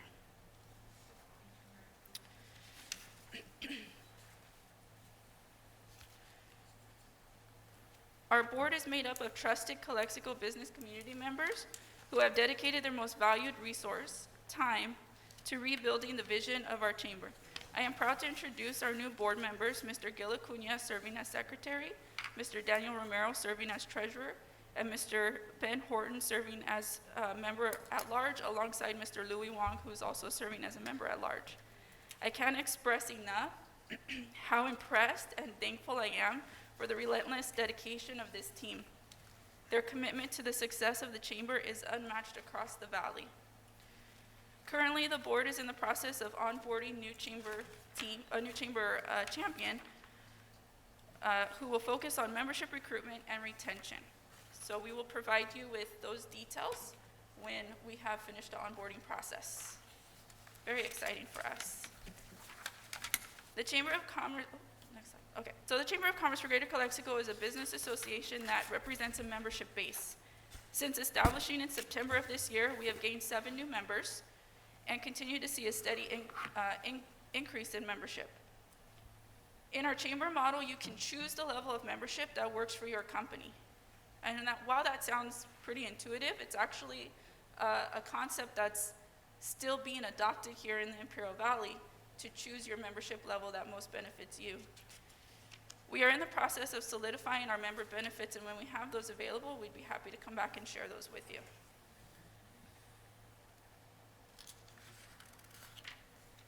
Aristotle, in all his wisdom, noted, "We are what we repeatedly do." Excellence, then, is not an act, but a habit. The Chamber of Commerce for Greater Calexico aims for no less than excellence in everything we do. But for a chamber, getting to excellence requires a broad scope for listening and laser focus to get the job done. We aim to achieve success through our industry-leading 3C model, being a convener, catalyst, and champion. As a convener, excuse me. Thank you, I appreciate that. As a convener, you will see us gathering leaders and influencers with the purpose of finding solutions to issues, envisioning the economic future of Calexico, and celebrating the success of our business community.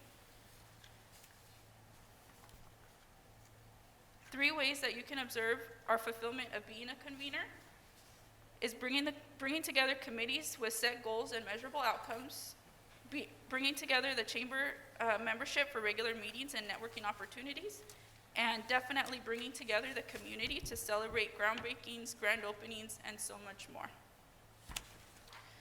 As a catalyst, our goal is to initiate change that will produce a better business climate, spark business growth, and uphold business retention in Calexico. As a catalyst, you can see our chamber advocating on issues that will favor the economic prosperity of our businesses and residents. You will also see the chamber provide educational opportunities that will arm the businesses with vital information that they need to be successful. And lastly, you can observe the chamber marketing the city as the place to do business in Imperial Valley. But we know that life can't be all work and no play, so the last C in our 3C model is being a champion for our community. Using the social determinants of health to guide conversation, we aim to create a better place to live, work, and play for all residents in Calexico. This includes supporting the diverse cultures, fostering inclusion and equity, and investing time in community-based functions. Okay, so you might be thinking, this is a chamber presentation. When are they going to ask for money and how much? Right? That's what chambers do. While historically chambers across the country have taken this approach, we're not here asking for any money. Instead, we view our relationship with the city as an economic partnership. That provides a mutual benefit for both of us. If the business community thrives, so does the chamber. Our ask of you is that you remain open-minded and determined to seek solutions to the issues facing our community. We ask that you give us patience and grace during our time of rebuilding. And as our chamber continues to evolve, there will be more opportunities to partner. But even Rome wasn't built in a day. We want to make sure that we're providing quality in everything we do, and that takes time. And lastly, we ask that you envision a prosperous Calexico and never cease working toward that prosperity for every last member of our community. So you may be thinking, okay, again, that all sounds great, but Richard Brown wrote a great article over the weekend that left us a lot of analytical questions, so let's clear up a few things. What about the old chamber? What about the old Calexico chamber? Are we working with Brawley? And what about the new regional chamber? So let me get to it. First, the Calexico Chamber of Commerce closed their doors in early 2020 due to the pandemic. As most chambers across the valley struggled sustaining their entity, so did Calexico Chamber. The Chamber of Commerce for Greater Calexico is a new entity, not the same as the Calexico Chamber. However, we wish to acknowledge the time and dedication that was given by the now retired Hildy Carrillo, and I personally can't say enough good things to emphasize the immense impact Hildy had not only on me and my chamber time, but on this community and the valley as a whole. Our goal is to build on that great work with a broader vision, including outreach to the regional and international business partners, while maintaining the continuity of board members who are invested in the success of Calexico. Second, are we working with Brawley? Our logo and our name is almost identical. Well, currently both Greater Calexico and Greater Brawley are working towards strengthening a chamber operating model that is proven successful. While we are independent of each other, we have and continue to collaborate on issues that affect the region while honoring the unique characteristics and aspects of the communities we serve. And lastly, what about the regional chamber that we've reportedly seen here in Calexico? As an advocate for the business community, we welcome any and all who can effectively move the dial on the economic prosperity of our community.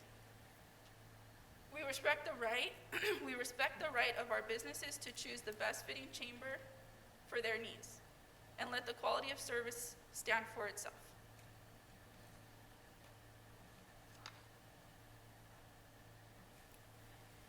So I'd like to take a moment to thank one of the most talented artists that I've had the opportunity to know and work with, Angel Esparza. All the pictures included in our presentation tonight, which so wonderfully capture the impactful moments and scenery of Calexico, are a production of Mr. Esparza and Me Calexico. And Mr. Mayor and council members, that's my presentation. I'm happy to answer any questions you might have. I'd like to start. So as a point of reference to my question, and by the way, good presentation. I think it's a great step up from what we had, I believe, last year. I wasn't here when City Council, when all this happened with the chamber. I know they were kind of struggling because I took part at some time many years ago, and I know they were struggling for whatever reason, and all credit to them. But because I'm looking at your chamber info here on your page 2 on your presentation, where you discuss how you're going to operate that chamber, the greater chamber, the new business model you have, which is a 3C. And under the 3C, as you know, there's 3C and 3P business models, and you chose to be the 3C model, which has to do with as a catalyst, convenes, and so forth, and the champions for the community.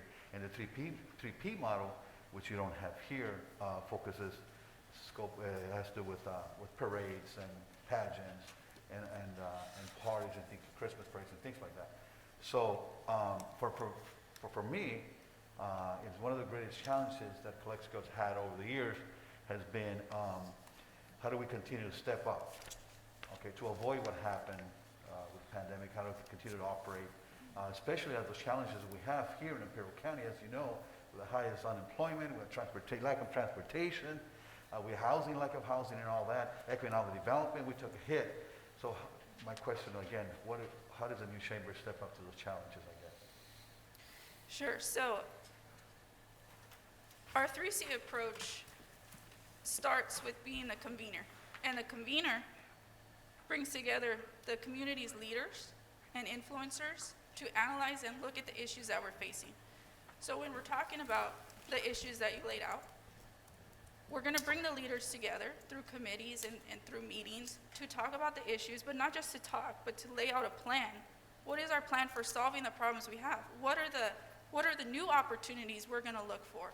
What are the risks we're going to take to innovate and promote entrepreneurial values so we can start to see businesses come up? I think one of the things that we've lost in the Valley as a whole is a push toward the entrepreneurial mindset. And so how are we going to be different? Well, it's right there. We're going to be a catalyst to solve the issue. So you're not going to see the first thing we do is go out and have a party. The first thing we do is going to say, City, what is the biggest issue that you've been facing in the last 6 months? Is it the border being closed? Yes, we know that. Has anyone spoken on behalf of the businesses? No. That's actually one of the main drivers of why this group came together and said we have to do something. We can't just wait around. We need a voice for the business community. We need to speak, we need to bring them together, get the message, and put that message out there so that the community and the leaders know that these are people that are putting in their blood, sweat, and tears every single day. We're not talking about big businesses that are headquartered somewhere else. We're talking about people who live here, their kids play sports here, they're putting in every day blood, sweat, and tears to their business. We need to help them. They're hanging on by a thread. And so this chamber is all about being strategic, being impactful, being meaningful in everything we do. We're looking for quality, not quantity. Always quality, not quantity. I hope that answered your No, question. it did, thank you. Now I know why you chose that 3C as opposed to 3P model. Thank you. Mr. Mayor. Thank you, Katie. Great presentation. And you took me back to some historical perspective and information, going back to, like you mentioned, rightfully mentioned, the late Mr. Figari, who was a champion of businesses in that SBDC, and just making sure that he was in the community and he had the pulse of the community. And bringing back, all those workshops I recall, taking place and assisting the small businesses, the entrepreneurs, the entrepreneurial spirit. And I think that's part of what the chamber, what the effort has to be actually geared and directed, because those are the ones also that mattered most, those businesses. Yes, we do have some of the big, businesses, but again, they have a very established and robust structure that can do what the chamber, can do for the small businesses that perhaps don't have the budget or the personnel to, have a marketing strategy, having access to resources. So I truly, I'm really looking forward to all those services and all that, attraction and assistance to our small businesses, to, you said it, swap meet vendors, people who have an idea, people who have the drive to start a business and be part of the community, to be part of, our younger generation, inspiring them to be entrepreneurs, inspiring them to stay and be in Calexico. So I do thank you. I look forward to collaborating.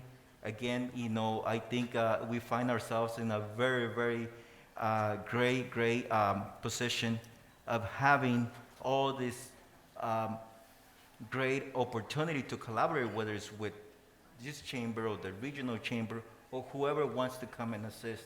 We need all the assistance that we can get. Absolutely. And I think you have shown, to us and your approach with the 3 Cs. And regardless whether it's the 3 Cs or the 3 Ps, but if it leads to the betterment of our community, they're more than welcome. Thank you. Thank you, Mr. I Garcia. also would like to say something, if it's okay. Being a board member myself in the chamber, I'm very pleased to see that the board members that were on board are still there, and I'm here to assist. I think, the city welcomes you and thanks you for your effort, and hopefully we could move forward and, the promotions of our businesses.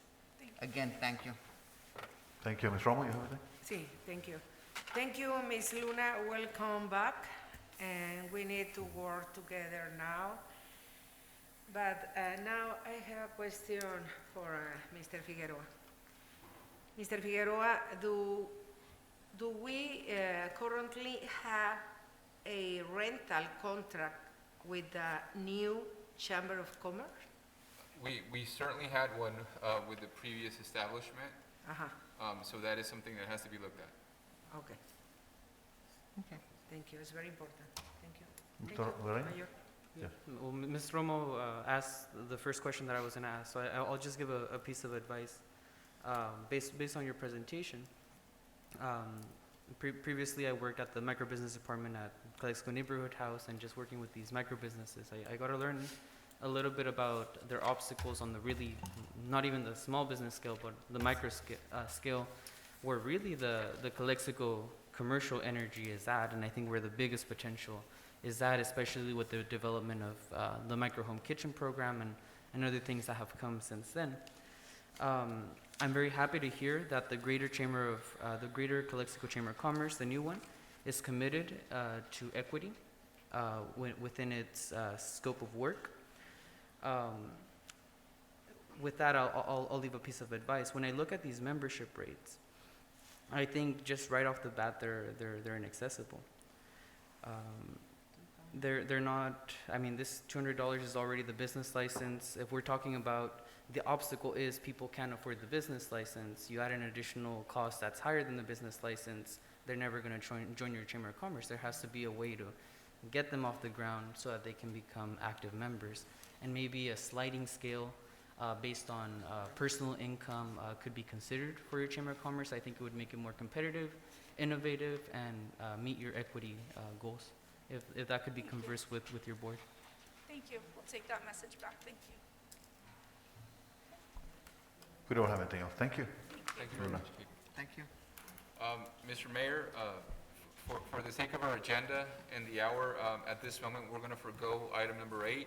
There is nothing outstanding at this time to report. Okay. So we'll just bring this item back to get this at the next meeting. Thank you, Mr. Figueroa. Okay, so moving forward to announcements. Mr. Garcia, you have anything? Announcements? Before next meeting, so just move forward. Move forward? Hmm?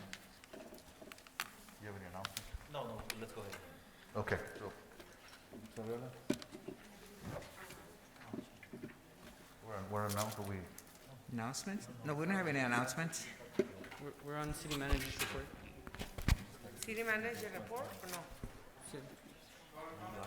You're going into No, public we're- comments now, huh?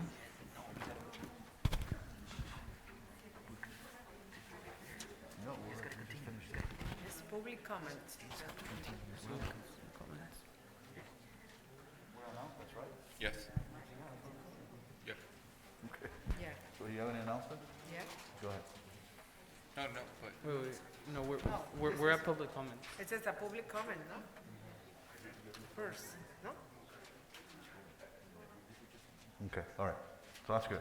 Yeah. So, so announcements. These proceedings may be viewed at the City of Calexico website following the City Council meeting. Community office hours with Mayor Moreno will be held by appointment. Please contact the City Clerk's office at 768-2102 to schedule an appointment. I continue to see people in my office. So now we're going to the public comments and public appearances. No, not to exceed 3 minutes. This is the time for the public comments to address City Council. on any item not appearing on the agenda that is within the subject matter of jurisdiction of City Council. However, if the item you wish to comment on this on the consent agenda, please comment now. The mayor will recognize you, and when you come to the microphones, please state your name and place of residence for the record. Well, personnel and statements.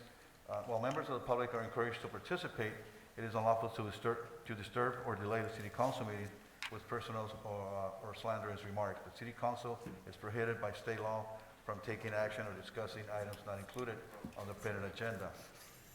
If the item you wish to comment is on the public portion of the agenda, we will take your comment when you get to the item on the agenda. Please direct your questions and comments to the City Council. We do have, City Clerk, we do have some online comments, I think. Oh, you have one? Please read it. Okay. Mr. David Garcias?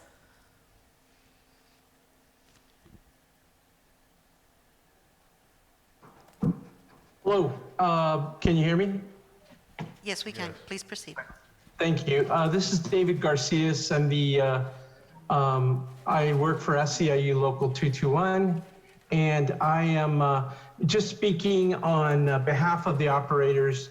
You know, the ARPA one-time essential worker premiums gives a real opportunity for the City Council to show their appreciation and recognize the sacrifices made by their employees who kept the city working and provided essential critical infrastructure services such as the water treatment. During the pandemic, the 16 months of the pandemic, these workers, put their physical well-being at risk to meet the daily needs of Calexico. While many of us stayed at home due to the governor's stay-at-home order, these essential workers could not. Some of them contracted COVID while doing their work and were deathly ill.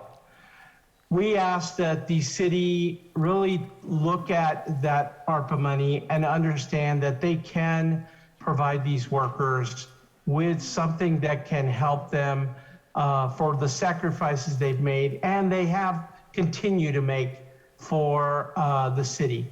And I just wanted to say that I have provided the city examples of what other cities are doing.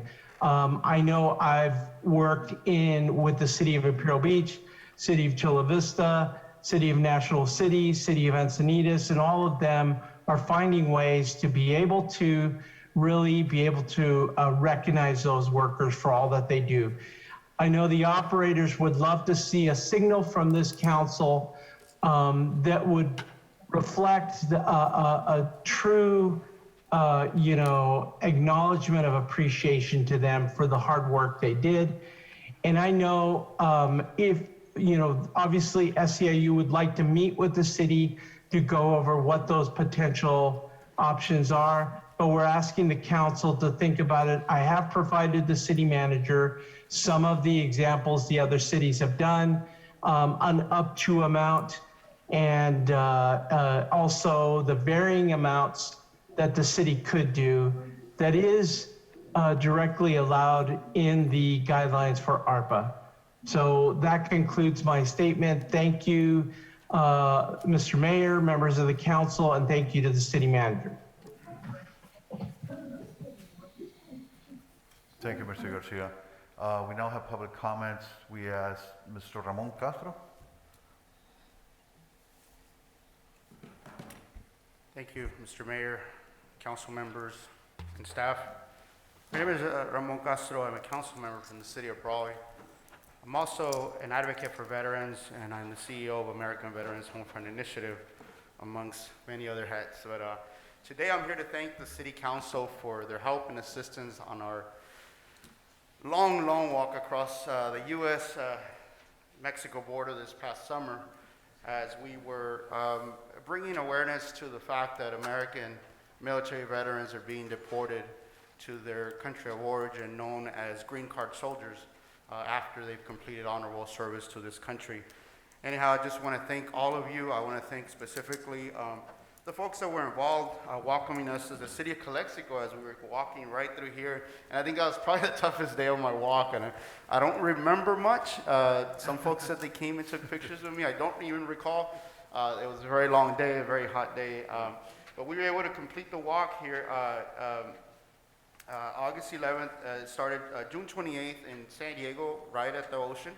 And we finished it at Boca Chica Beach in Texas, near Brownsville, Texas, the other end of the border. So I want to thank City Manager Miguel Figueroa, former Mayor Rosie Areola, and current Mayor Javier Moreno, and also your local supervisor, where's Mr. Escobar? There he is, who was also a lot of help and contributed, also funds to help fund that walk. So with that, just real quick on this image here. This image was captured right at the southeast corner of New Mexico before we crossed into Texas. That is the image that broke the story worldwide. It was selected as one of the most impactful images submitted that day by Reuters, the photographers around the world that submit thousands and thousands of photographs daily.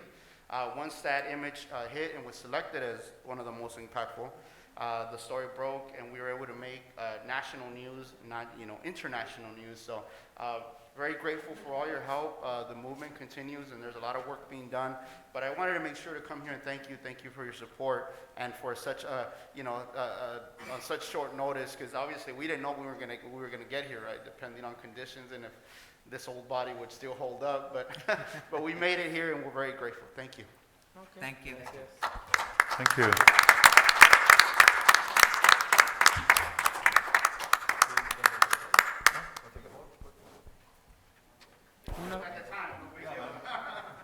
We always have a time for pictures. Let's take a break. No, I mean to walk. To step up. Yeah. Stretch.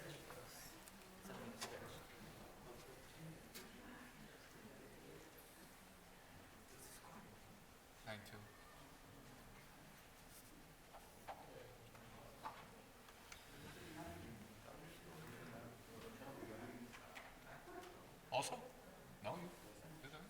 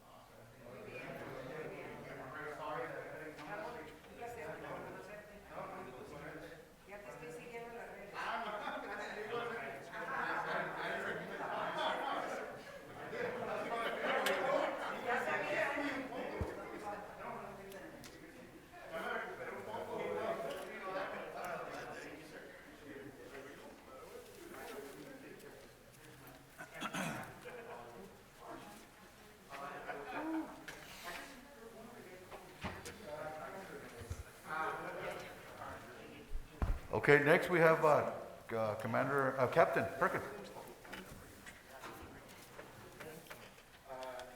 Good evening, Mr. Mayor. Captain Bill Perkins from the Naval Air Station out of El Centro. And I'm finally getting the chance to get off base and introduce myself to the town councils of the various communities throughout the valley. So my first purpose for being here today is to say hello. I've been here 18 months in command already, and I'm nearing just about 6 months more. but it's a great opportunity for me to get out and interact and say hello. And I view our air facility as a member of the community as well. About 82% of the people who work on the base actually live in communities across the valley. So I really, my prime purpose for coming here is to listen. Whatever concerns the communities out in town or what's concerning my people on base, and so I can enable them and help them with their challenges as well. So understanding your concerns helped me help my folks quite a bit more. So with that, that's all I had for tonight. I'll keep it under 3 minutes.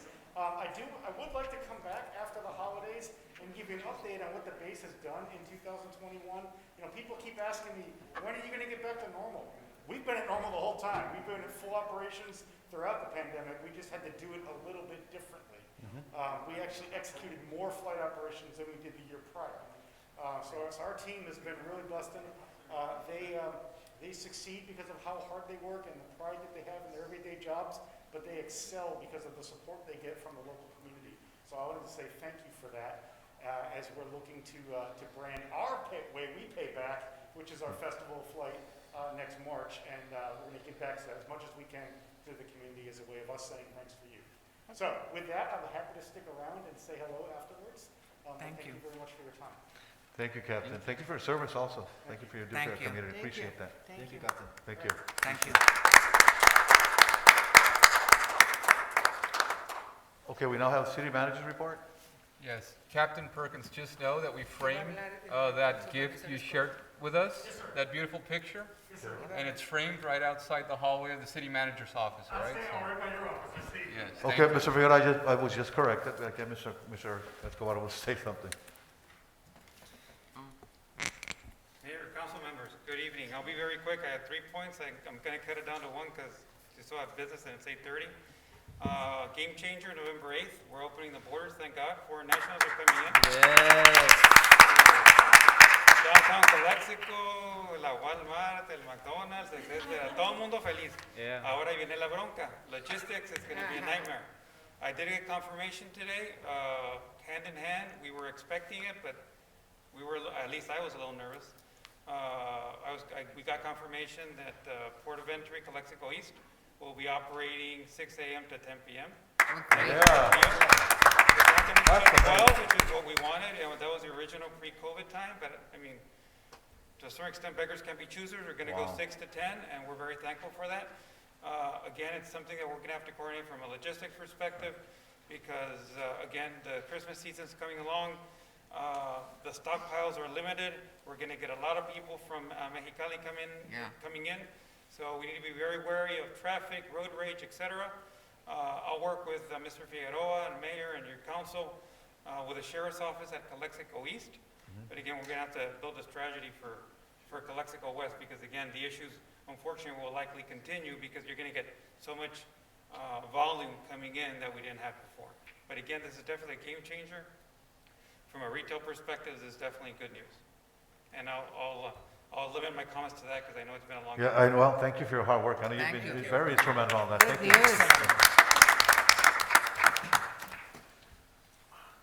Okay, city manager's report. Got it. And I'll be brief. There's only a couple of things that I'm going to touch on. I am going to request that this council consider that we conduct what I envision a press conference / special city council meeting at a date to be determined. More than likely, it's going to be in the morning around 10 a.m. So we give the media enough time to run our story, English and Spanish. I am also going to extend an invitation to partners like the County of Imperial and other agencies that need to be with us that day, so we can share more as to the reopening, not only of the tourist crossing to Calexico, but what the city and the region as a whole are doing to welcome them and pretty much prepping for that. The chief of police confirmed to me before the start of this meeting that we're making substantial progress as it pertains to public transportation for that. So that's great news, because we know that that is something very important. Yeah. So I anticipate that we're within the timeline before November 8th to get that up and running with the proper approvals, with the proper inspections, the way it should be done. I I am also going to be working, because I've gotten a lot of calls from some businesses. I'll be working with my Planning and Building Services Director, with my Public Works Administrative Manager, because there's a lot of interest now. For example, there's some retail stores in downtown that want to get sidewalk permits, because anticipating that they're going to have an inflow of people coming in from Mexicali, they want to showcase a lot of the items they have on stock. Even though they've migrated to the virtual world of selling online, they also have a lot of stock right now in their warehouses and in their stores that they want to showcase. We'll come up with a strategy at the staff level as to how we do that in the heart of downtown. With that said, progress is being made. Like I said, we're starting to be ready, because like the supervisor just mentioned, it's going to be something that we have not experienced in 19 months. So now we're prepping, and we're going to make sure that all the stakeholders that need to be involved are involved. More as it comes available, I'll be sharing with council and the community. We'll be using social media. We'll be using all the outlets that we can to make sure that we disseminate the information. Thank you, Mr. Figueroa. Okay, so now on the city council comments and reports of media attended, I'll start by saying that I'd like to congratulate the fire department and police department on the arsonist, right? There was a news article out there, and really that's a lot of working hours, a lot of endless nights of sleep, and a lot of resources used. So please, thank you very much for what you did for that. Hopefully now we get some pieces to that when we identify that. I'm pretty sure there's an investigation going, which we can't talk about, but thank you for that.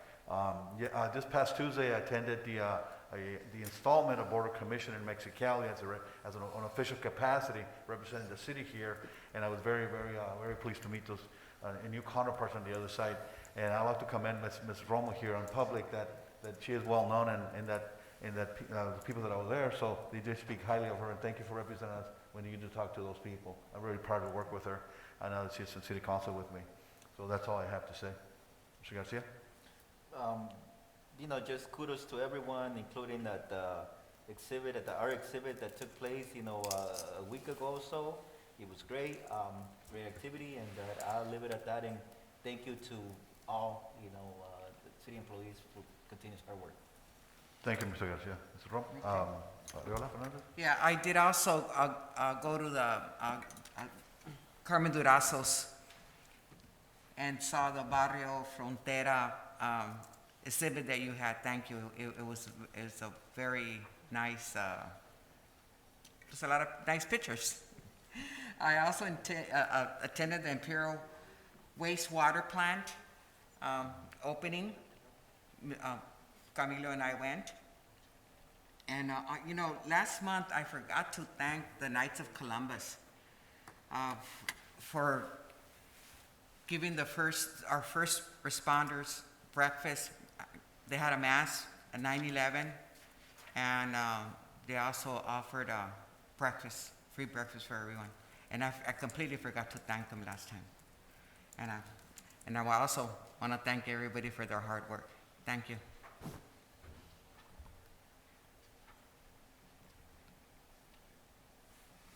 Okay, thank you. I was waiting for him, but go ahead, Mr. Romo. Okay, thank you. I had met with some businessmen from Calexico, and they have told me to comment in this council on the activities that we are going to carry out now that the border with Mexico is open on November 8th. Now, this is answered at our next special meeting, no, Miguel? What day? It's to be determined. Next, oh, okay. Yeah. Okay. We all need to help each other now that the border opens on November 8th. So I asked Supervisor Escobar here to join us in seeking to the support of all the councils.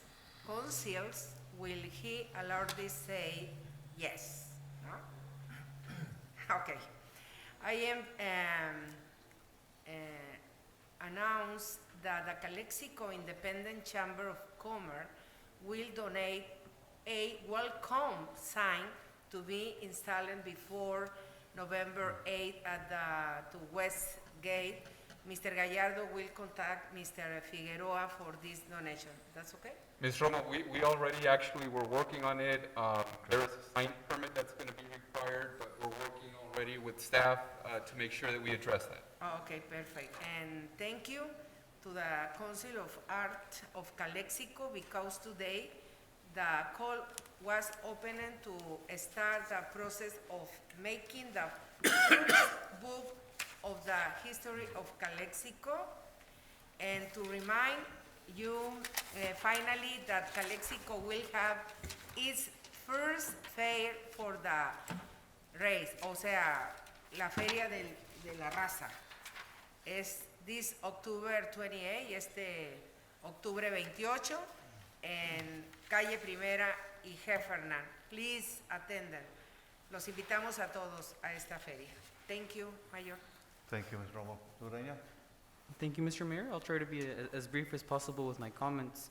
Primero que nada, casi quiero llorar con ese city manager's report, tantas buenas noticias, so much good news from our city manager's report, not just on the border reopening and how professional and active this council has been. I think we are very quickly becoming one of the most active and professional councils, definitely in this decade. I have to definitely say it to the rest of my council members yet again. I'm very proud of you, and I'm very proud of where we're taking the city. I'm very proud, specifically with the city manager's report, that public transit, in conjunction with the county, is being thought of as one of the key points before the border reopening. We're trying to do things differently this time. I'll be very brief with my comments. Like Ms. Romo said, Feria, there's more activity downtown with the reactivation of the border, starting with the Feria Pa La Raza community event.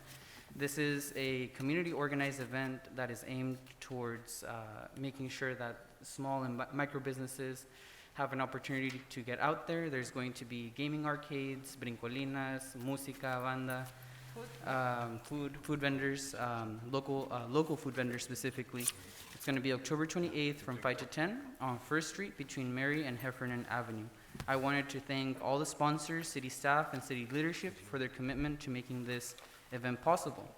October 28th is the first downtown event. The second downtown event is going to be on November 6th. It's going to be the grand opening of a new business, a new food business in Calexico, hot dog stand. There's going to be live music, a beer garden, and a bunch of other activities aside from the great hot dogs that they want to promote. Okay. That one is going to be also on First Street, Heffernan Avenue, right by the border, November 6th, 12 to 6 p.m. Good news on the downtown front. I want to, secondly, of course, congratulate this council. I want to congratulate County Vice President, Vice Chair Escobar, the County of Imperial, everyone in this community who sent letters to their elected officials. I want to thank Supervisor Nora Vargas and all the people that did lobbying at a federal level or in our neighboring communities, neighboring border communities. I know that Yuma and San Luis also sent their letters to make this border reopening happen.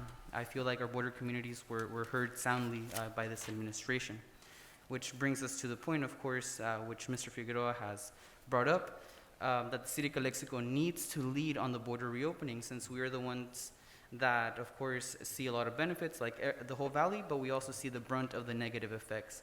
And we definitely should not be shy about asking the region to help us mitigate these negative effects on air quality, traffic, road rage, and everything that involves us being a border community.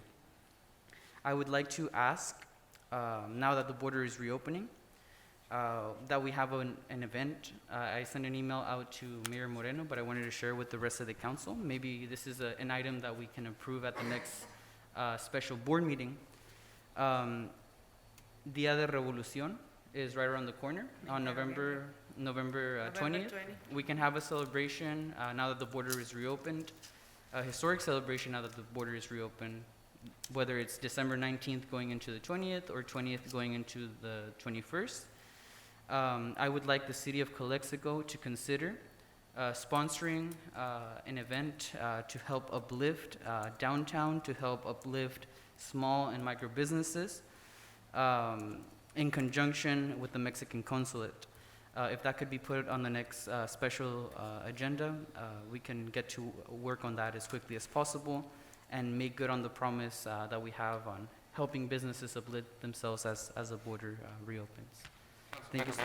On those items that I agree with you that are much needed in our community, I just want to take 10 seconds and recognize the extra effort of my staff that are here today to make sure that they assist these individuals that are coming to us seeking guidance as to how they can have these community events. And I think credit has to be spread around because it's been a team effort to make this happen.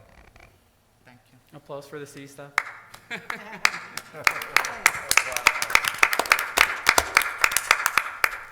Okay, so that is done. Thank you. Thank you, everybody. Now we move on to a consent agenda. All matters listed under the consent calendar are to be considered routine by the City of Calexico, Community Development Agency, successor agency, Calexico Finance Authority, and will be enacted by one motion in the form listed. Any items may be removed from the consent calendar and considered separately by the council. So moved. So moved by Romo, Second. second by Arreola Hernandez. All those in favor? Aye. Aye. Aye, unanimously, 5-0. Thank you. So items pulled from consent agenda calendar for discussion. We don't have any, do we? We don't. So we're okay. Discussion and potential action items, number 11, fiscal year 2021, first quarter budget status report and proposed budget amendment resolution. Item, Mayor, City Council, members of the community will be presented by Finance Director.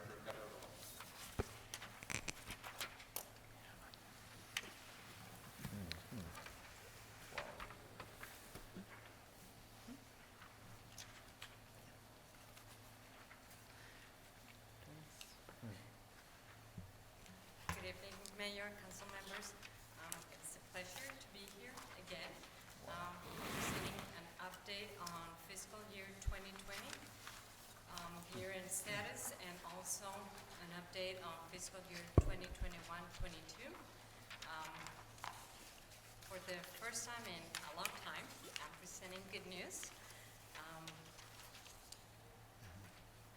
So we're going to get started with the year-end status update. The objectives of tonight is fiscal year 2020-21 projected fund balance. These are unaudited numbers, and fiscal year 2021-22 status update for the first quarter. That would be July through September 2021-22. So we're going to get started. For fiscal year 2020-2021 general fund budget, we had begun our fiscal year with a projected fund balance of $1,000,005. We had a budget of operating results of $1 million. That's what we had budgeted when we started our fiscal year. We had projected on our last quarter that we were going to make $2,354,000 more than we had projected. As of now, and we're still working on our final numbers, we're projecting that we're going to have an extra $1 million, which is very good news. As of now, we have some updated numbers from sales tax and property taxes, and I will get into a little bit of what the details are on some of the good news for our numbers. Some of our revenues came in really strong, regardless of even our border being closed. Our sales tax came in really strong. Property taxes came in strong. Cannabis were strong. So we had some of our revenue streams were really strong regardless of our border being closed. So all of that helped. Again, even with our border being closed, our revenues came in strong. We sustained we were really conservative on our expenditures, so that helped as well. So, and again, with your leadership and with our administrator being really helping us a lot, and with the department heads helping and administrating all of our departments, all of that helped our city, and we're being so conservative in all of our expenditures. That helped a lot, and we we had projected again to have 1 million, and we're coming in, we're projecting to have $2 million of revenues for this fiscal year, for 2020. So that's not even 21, 22. So as of now, this is where we stand. Again, we're still working on some of the numbers, but this is just general fund. We still have some numbers that we still have to finish. There's still some reimbursements that we need to work. This is a very long process because we still need to work on a lot of the funds that work, that we work collateral. At the same time, we were working with general fund. There's reimbursements that need to be done from other funds to general fund. So there's still some work that needs to be done. So now I'm gonna get into a little bit of detail of what the good news are on general fund. So property tax, we have a little bit extra of $35,000. Sales tax, again, came in really strong. It's an extra $400,000. Measure H, $450,000. Transit TOT, which is the hotel tax, $132,000. Franchise taxes, $30,000. Cannabis, $140,000. Business license, $40,000. Even in this economy, again, even with the economy and with COVID, we're still coming strong with a lot of our revenue streams. Development revenues, $87,000. And we have some other revenues that came in strong, and that would be $93,000. Some of the bad news was the FEMA federal grant. We still have some, there's still a little bit of, there's $1 million that we still had, there's risk in us getting the reimbursement from FEMA. That doesn't mean we're gonna lose 1 million. There's still the risk. The reimbursements have been submitted, but the money has not been received. So we don't wanna give you the good news yet until we get the money back. So the reimbursement has been submitted. We just haven't received the money just yet. So until we get the money, we will reimburse the general fund for that money that has been spent but hasn't been received just yet. So do you have any questions on revenues? How much has been spent on waiting on the FEMA reimbursement? How much has been spent? It's been about $1.5 million. $1.5 million. Right. The reimbursements have been submitted already, so the money has been requested already, but we haven't received the money yet. Some of it has been received, but we still have about $1 million at risk to be received. So again, the reimbursements have been submitted, and this is, I worked on this every day. I do reimbursements, I'm requesting the money, I'm working on this, I'm working on audit, I'm working on year-end. All of this is every day. And again, the reimbursements have been, they stopped some of the reimbursements at a certain point. Some of them stopped at September, some other ones stopped in December, some other ones are all the way through. And this is not only FEMA, there's Call OES, there's CARES, now there's ARPA. So there's a few, there's a commingle of funds, and they all have different deadlines. So all of this has been submitted at this point. So there's a lot of different guidelines and a lot of different reimbursement guidelines and funding. So all of this money has been submitted and has been requested for reimbursement, but there's still the risk. So at this point, we don't wanna say the money has been, it has been reimbursed to general fund until the money is received. And I know different guidelines, different deadlines, also timelines. When do you expect to see maybe some of those reimbursements coming in, or at least maybe the last reimbursement? And I know because, some of those monies, like the ARPA has until, 2024, right? 2024, 26. I'm expecting, I'm sorry. Yeah, so because if we're expecting reimbursements, right, and we have this surplus right here, if we don't get reimbursed for any specific request or reimbursement funds, would that affect some of these projected revenues? No. No? No, the surplus that we have, it's already there. Okay. So that $1 million is still at risk, but the other 450,000 they're already there. So, and the reimbursements have been submitted. I'm expecting most of it to be received at the latest by December. By December? Because the reimbursements have been submitted months ago. Okay, So some of them have already been coming in, just not all of them. So, and again, I'm working on them. No, and I understand, it's just that to have a clear picture, and I know we're waiting for those great news, and I think, you know, we're crossing our fingers, I think all of us, and, you know, Yes. for that to hopefully come sooner rather than later. But, yeah, that was just my question, you know, at this point. Absolutely. We need a vote in this item?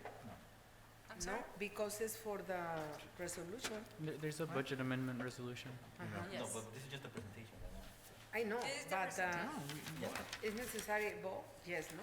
Yes. Or no? We have to approve it. Because it's Yeah. for the, I would like to make a motion. Yeah. Oh, once we're done, okay. Yeah.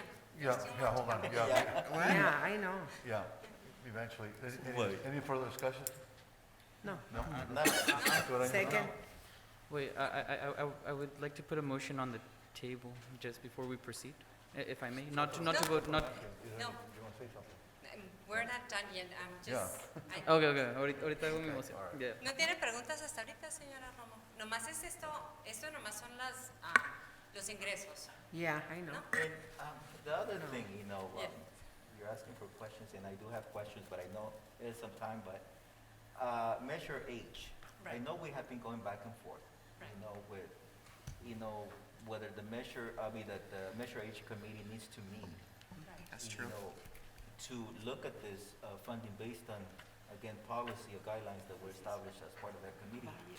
You know, so Miguel or whoever needs to look into this, if we can, you know, have a meeting as soon as possible, you know, because we're putting this, you know, revenue that we have already on the, as revenues, and we are also projecting some expenditures that, I mean, I really like what I see where we can put this money to work right away. But, you know, we just want to make sure that we do our due diligence, that we, you know, cover that also, because it has been, you know, asked, and it has been, you know, something that we have been asked, not just from here, from this council, but from the community. So hopefully you can look into that, and the sooner the better. Okay, yes. Okay. So now what are we doing with our surplus? So what we're planning to do is to reinvest some of these revenues in some needed capital equipment. So in our last budget, we had something put into our capital that we had said that if we had the monies, we would reinvest some of the surplus. So at this point, we're presenting that we would like to buy a bucket truck, some machinery for our parks department, service truck for streets department, do a roof repair for our library, city hall computers for administration, do a repair for all city hall, and also a service truck for parks department. All of these would be worth $450,000, which is our surplus. Yes, Mr. Reyes. See, just a very brief, and I know it kind of looks microscopic, but just from an IT perspective. The City Hall computers, $15,000, Right. has that been spent already, or is it just budgeted? No, it's just budgeted. We're just saying this is how we would like to spend the money, and that's put into the resolution. Oh, If okay. you approve it, then we would spend the money. If you don't approve it, then we cannot. Okay, sounds good. Just two pieces of advice on that $15,000, if it is approved for the expenditures. To make it easier for remote work for city employees, all of the computers need to be updated from Windows 7 to Windows 10. Not just like the physical thing, but to get the software also.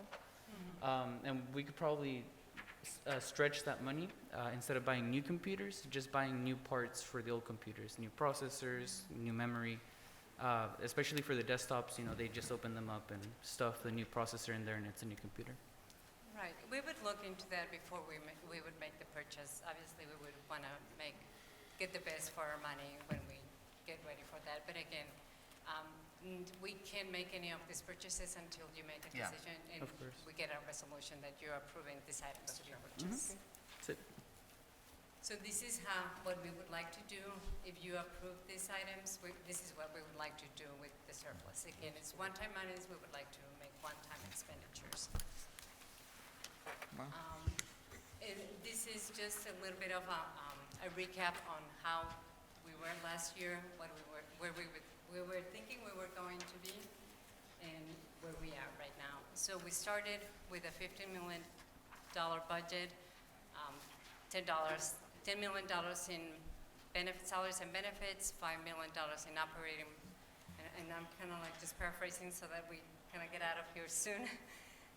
So we were thinking we were going to end up our year with $1 million, and we were not going to have. We were just breaking even our budget. Same for this year.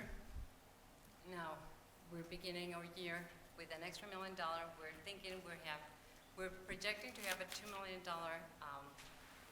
ending working capital, which would put us at a 13% reserve. That would give us a 44 days of operation. Ideally, we would have 60 days of operation. That would mean days of cash. What that means is that we could go without receiving any cash. We could go 60 days without receiving cash, and we would still maintain operations. We're expecting to have an audit very soon. So ideally, we would have anywhere from a 15% to a 20% of reserve. We're at 13%, so we're pretty close. In our budget, we had adopted that we were going to have a $2 million ending working capital. We're there right now. So we're hitting our fund balance reserve. So we're doing good. And this is, again, thanks to your leadership, our city administrator, our city manager, and all of the department heads. So we're doing very good. We've been controlling our expenditures, we've been conservative, and this is paying off. So thank you all. This is very good news. This is just a graph showing how we were last year, where we are right now. Again, our sales tax have been incredible. Even with COVID, we have been doing good. And this is just a comparison of where we were last year, where we are right now, or where we were back in June 2021. Our sales tax coming about 3 months behind. So this is where we are right now. And this is kind of just a pie chart of how they show kind of how our community is spending the money. So now if you have any question, or Mr. Figueroa, if you want to add anything else to the presentation. Thank you, Carla, for your hard work. Thank you. Just a couple of things on the presentation that Carla gave. You have a budget amendment resolution before you, which is what we're looking for your consideration.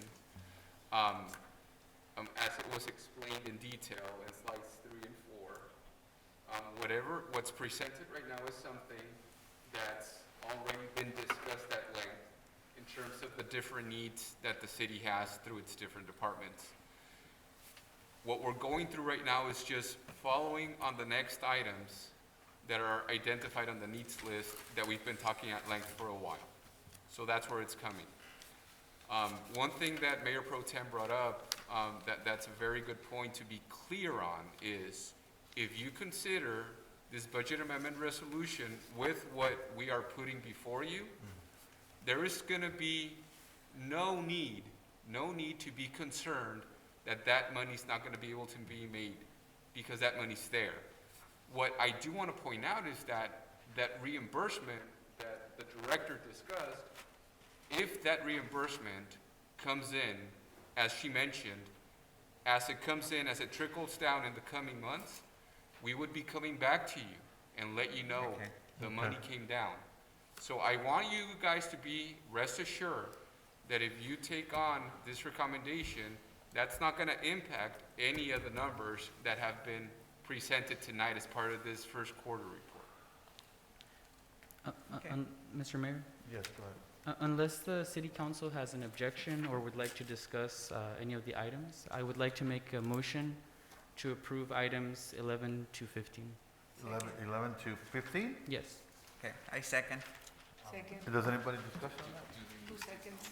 La señora. Yeah. I believe Mr. Garcia. 11. Oh, I believe Garcia's got something to say. discussion on which one? Checking on something. Oh, Lo está checando.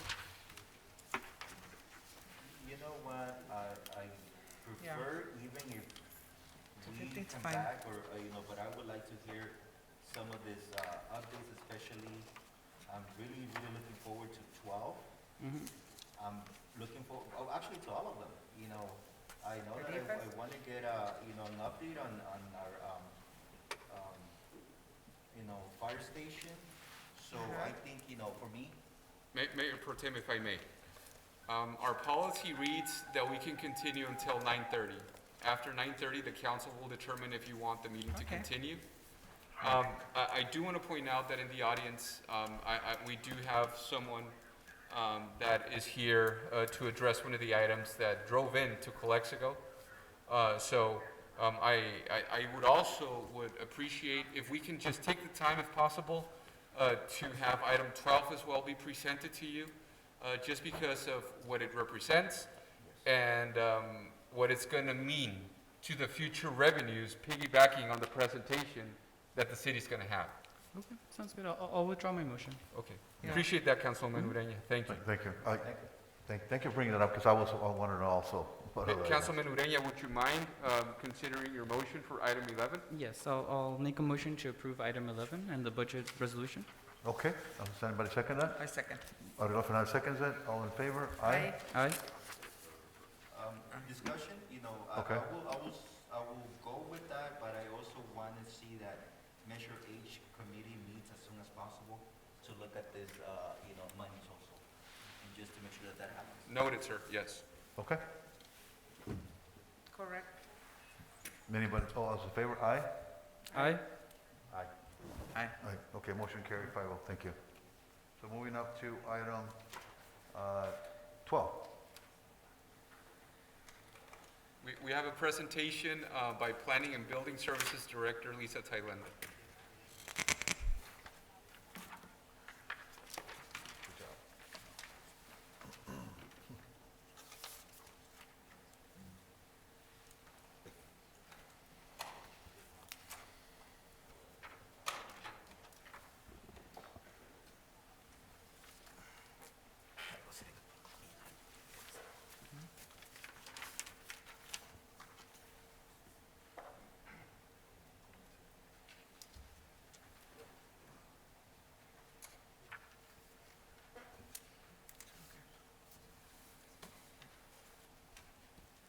So as a form of introduction to the item, this is the first presentation that our newly hired director gives the city council.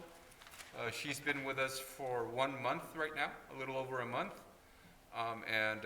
This is an important item that's been worked on for the past 6 weeks since her arrival.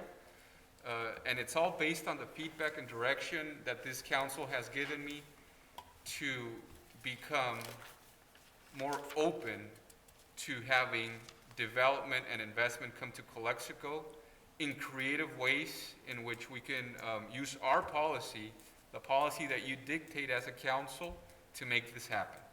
So with that said, Director, please. Good evening, council members, members of the public, and staff. My name is Lisa Tailenda. I am the Planning and Building Services Director. Tonight, I will be presenting the proposed adoption of a temporary user fee schedule for planning applications and building permits. I will go through the PowerPoint presentation. If there are any questions on behalf of the council, I leave it up to you, council members. If you would like to ask a question during any of the slides, please feel free to ask. I do have a question section at the end. So we will start with, what are user fees? User fees are charges for services that the city provides to the public. Some user fee examples would be planning permit applications, building permit fees, engineering permits, fire inspection fees. The city's current master user fee schedule was conducted in July 2009. And it has not undergone an update since 2009.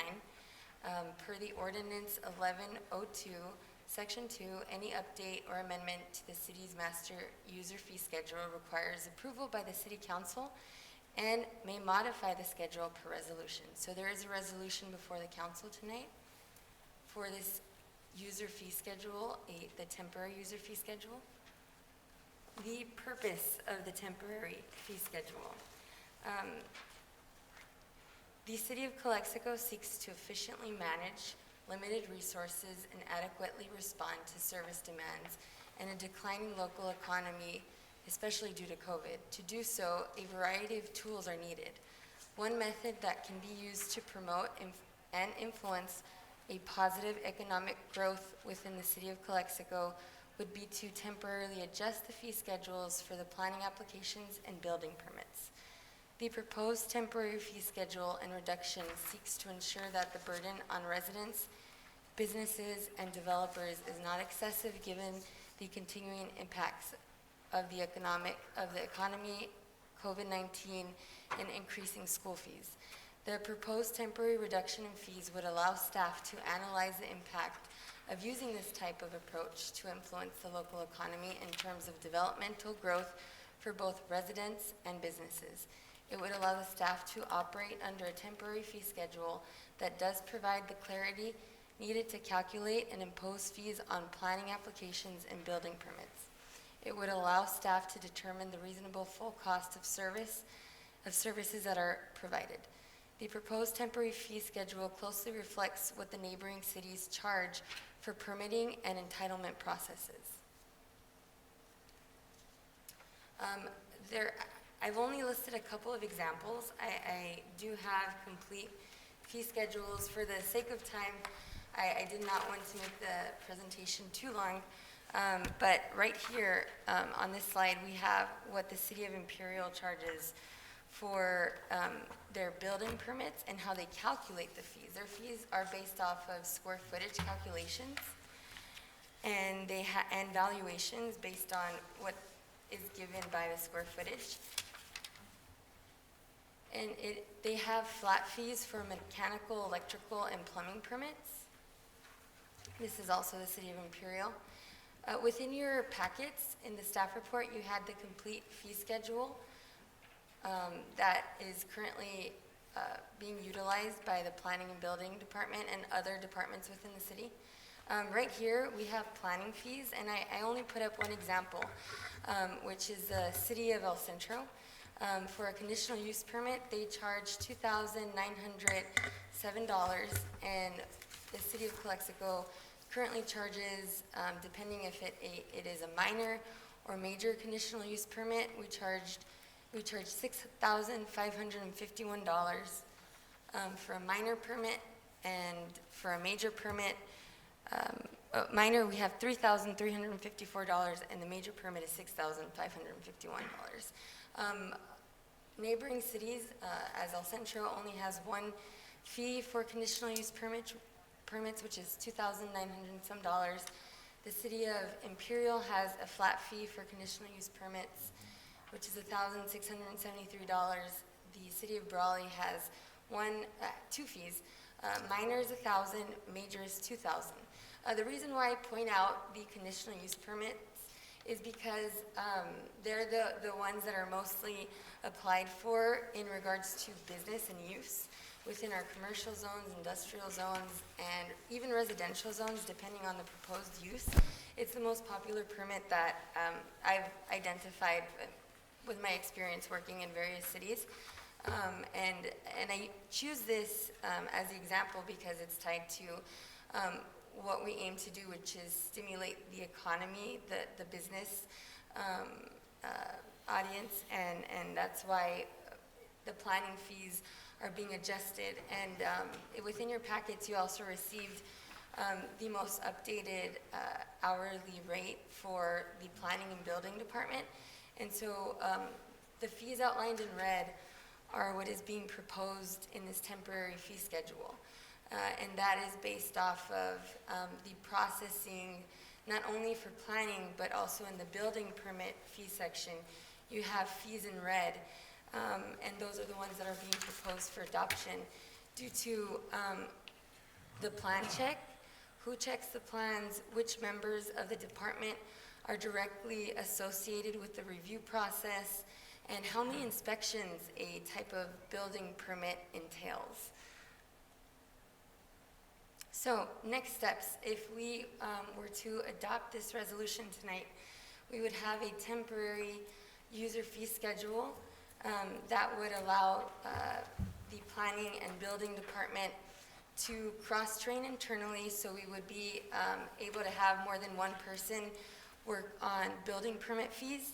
So we would be able to serve the public more effectively. Instead of having only one individual process fees, we're changing them to mirror a flat fee structure, which means that anyone in our department and the public, if they request, will be able to tell, okay, I'm going to apply for an ADU.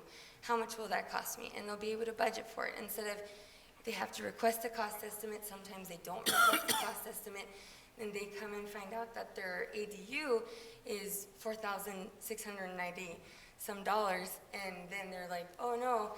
So based on what we're proposing right now, and in the future for the next steps, is a comprehensive user fee study and a full cost allocation plan. What that means is internally, and I plan on conducting it along with my counterparts, which would be finance department, sorry for the extra word, and the city manager's office. We would be internally doing all these analysis. It's proposed to be brought back on a quarterly basis to the city council, so you could see what we're using to formulate our fees. So we would be creating formulas. We'd identify like the process. Really, I like to phrase it like, what hands does it pass through? Who sees it? So that we're creating a cost that is purely based on recovery, not for profit, and that we're offering our public residents and businesses something competitive, if not more competitive. I want to bring all the businesses here, and I want everybody to live here. And how do you do that? You make changes and you adjust regularly, yearly, our fees, and we ensure that we are doing our due diligence for our residents and our business community to continue to operate and also maneuver these challenging times that we're being faced with. The changes due to COVID, it's new for all of us. Are there any questions? So, I'm sorry, go ahead. Okay, so until you're done. Okay, awesome, thank you. While we have it, the temporary fee schedule, we would be conducting a comprehensive user fee study, which is purely just for the fees, so that's what you see before you.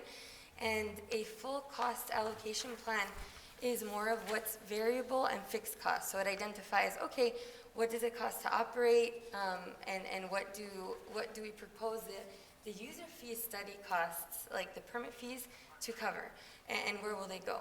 So it's two different plans, two different phases. The user fee study is more on fixed costs, like how much does it take, or how much does it cost to process this type of building permit or planning application. So that's what the adoption of this resolution would entail. It's proposed to go up until July 2022, and by then we anticipate and hope to have both of these plans in draft form to present to the council. But throughout this time, through the whole process, there'll be public outreach, workshops for residents and developers, so that we can have public participation and input in these plans and in our fees. So it's something really tailored for the community. The long-range plan for user fees. Planning and building services staff will provide updates every 3 months from the time of approval to City Council regarding feedback from the public and the fee study being conducted internally. Staff will seek direction from the City Council over the coming months related to the temporary reduction and internal fee study being conducted. The tentative date to have the plans updated and brought before the City Council is July 2022. I did a typo. I'm living in now. Sorry about that. And this concludes my presentation. Are there any questions? I like that plan. I like. Thank you. Thank you so much. Go ahead with it. Thank you. Just a very brief comment. I mean, there's excellent, and then there's this, right? On a very, very short notice, especially with the ADUs, we know that the city is very much a community that could benefit from ADUs. I hope that maybe sometime in the future, once you're done doing excellent plans, we have a little bit of time to do something like what the city of Salinas is doing, which is educating their community in a bilingual fashion on the codes and the new fees, and just taking them from step one to the final step of constructing the ADU at their house. And just to comment on that, I actually had more notes back here for my presentation. Part of this fee, this temporary fee schedule is actually the ADU. So in working here 6-7 weeks so far, I have had countless meetings with our residents and our business community, and I've had people come in wanting to do parking facilities, and they cannot because it requires a CUP, and they can't afford the CUP, and that's one example of many. The ADU is actually included because as of right now, per fee schedule, we charge, and I wrote it down, I was anticipating, that's a great question. We charge we charge $4,849 just for an ADU. It is not square foot specific, so what that means is it's a flat fee up to 1,500 square feet. That's actually, that puts people who are doing an 800 square foot ADU at a disadvantage. So right now, the proposed temporary fee schedule would address that. It's something that would help our public, because I have gotten so many people in here wanting to do ADUs, asking for cost estimates, and so if we adopt this resolution tonight, the estimated ADU fee would be $869.02 plus electrical, plumbing, and mechanical fixture fees, which is also outlined here. So that's a rough estimate. That's usually what I tell the public when they're asking, okay, I'm going to do an ADU. How much will it cost? So I let them know this is what it roughly costs, what we know, which is our fixed cost, and that's the $869.02, plus the fixtures. And the fixtures are based on how many they're going to have, so you go in and count them, the electrical, plumbing, mechanical, and that's also addressed in here. All of that, based on my short time working here, I believe would be a huge help to our residential community, and especially the planning permits. That's really what incentivizes developers and businesses to come and operate here. But I've had a lot of Calexico residents wanting to embark on business ventures, and those are the ones that I mentioned, the parking facilities. She's a resident here. I mentioned to see if she wanted to come today. I don't see her in the public, but these are the people who they come in, and it's been multiple Calexico residents, which makes me so happy and excited. I live here, and to see them wanting to come is amazing. But to see that the fees don't mirror what I think they should, based on I've conducted internal studies for the city of Imperial, so I know how to do these things. That's why I brought this item before you, because I've seen what an impact it had over there in my time there, and my opportunity to work here and serve this wonderful city and under this council. So when we bring this item to you tonight, I mean, it's with excitement and with the opportunities that I've had to sit down, not only with our residents, but with our potential business community. And so I'm done. I'm sorry. Any other questions? Sorry. I get excited. Lisa, yeah, but I have a question. I want to thank you for your hard work, but I'm kind of, I'm not too convinced with the proposed adjustments for temporary fee schedule that are found right here with the red letters. I mean, there's tremendous difference. I mean, it's really, I don't quite understand how was it that, let's say for just one example, development agreement review, design review, they were paying, the fee was $5,810, and you want to drop it down to $795, How did you get that number? So as I mentioned earlier, you do have the fully burdened hourly rate for the whole department as a whole. So you create formulas based on the cost it takes to provide this service. So you budget and you say, okay, this type of fee, and we're gonna just talk about planning and zoning fees right now. You create a formula and you say, okay, how many hours do I usually spend? Does it involve CEQA? Who's doing the CEQA? Are we hiring a consultant? Are we doing it in-house? And that's how these fees are proposed. And let me piggyback off of one thing. When these were originally formulated, they were not part of the Maximus study.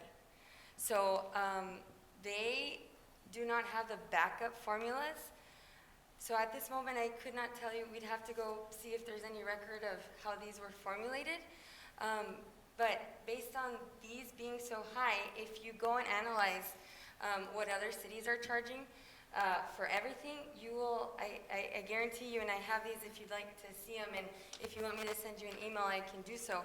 But for example, you're referring to the development agreement review. So the city of El Centro, and I'm gonna actually use, give me 1 second, because I have them all printed here. The zone change, all right? So let's use the zone change as a good example. Here we're charging $8,397. There's no proposed change for that.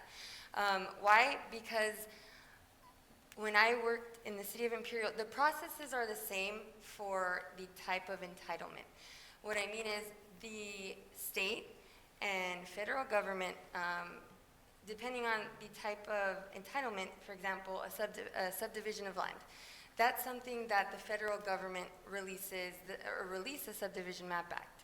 So the process for those types of entitlements in regards to planning are the same pretty much everywhere, unless a jurisdiction adopts something more strict than, or a little bit different than what was released by the federal government. But what I'm trying to say is the processes are the same.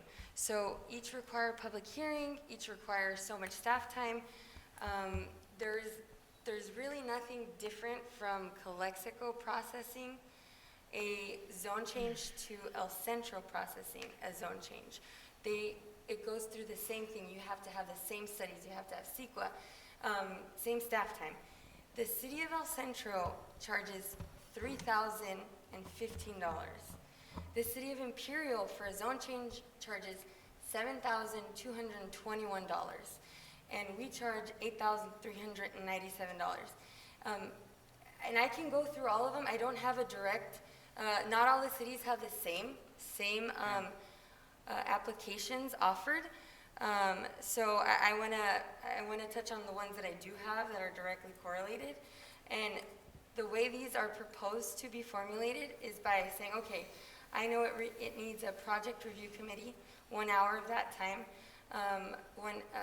3 hours of my staff's time, my planning and building, because I do all the staff reports, but everybody's involved in the process because I like to cross-train, meaning if I'm not in the office and someone calls for information, my expectation for staff is to be able to give an answer and know what's going on, because that's a reflection of the city. Mr. Linda, I'm sorry. excuse me. Yeah. We're approaching at 9:30. We need to, I need a motion Yeah. if you want to continue after Okay. 9:30.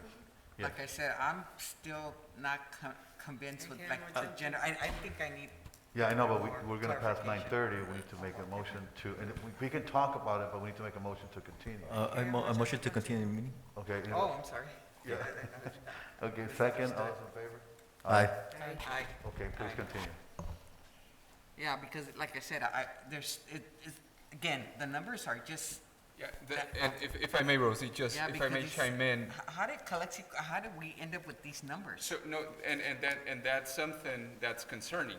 Yeah, it's very. Extremely concerning, and in the effort of operating our planning and building department in current time, which is 2021, and not operating from figures from possibly 2 decades or more.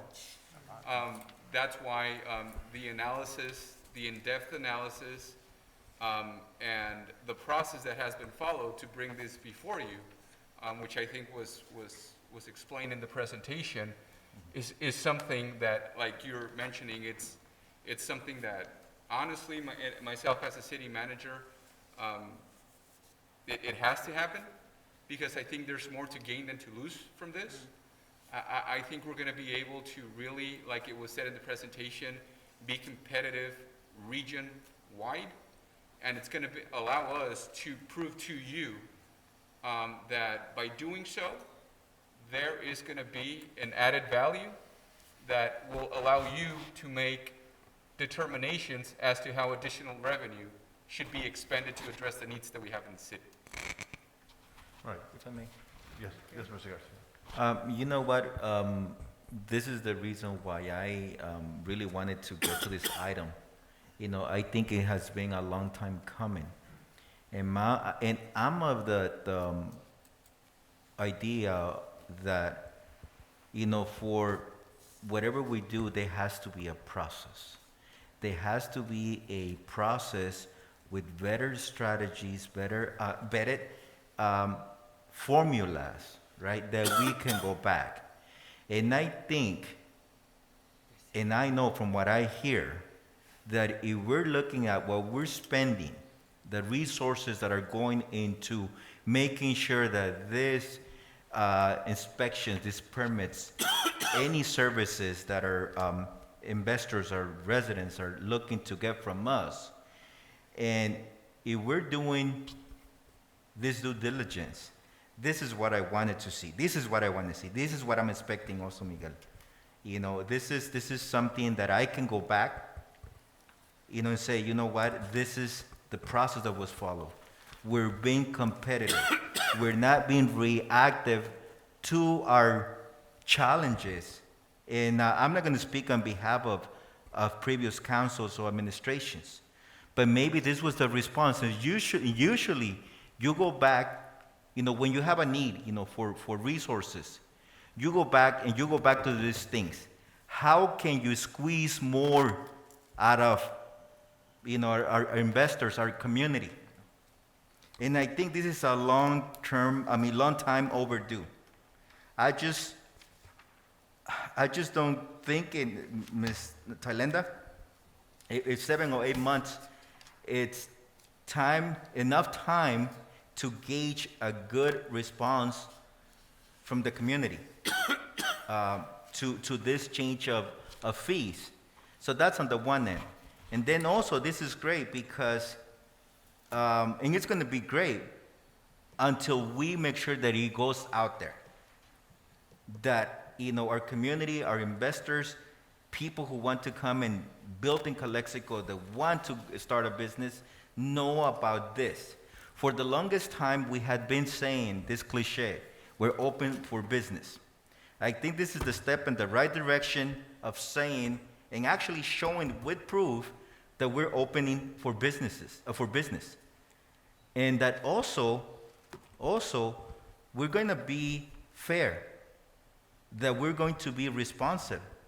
And I like something that you said also, that you are cross-training your staff to make sure that when they come in, meaning, you know, our residents, our investors, whoever comes to conduct business, that they don't have to wait for the one person that is in charge of collecting fees. That's right.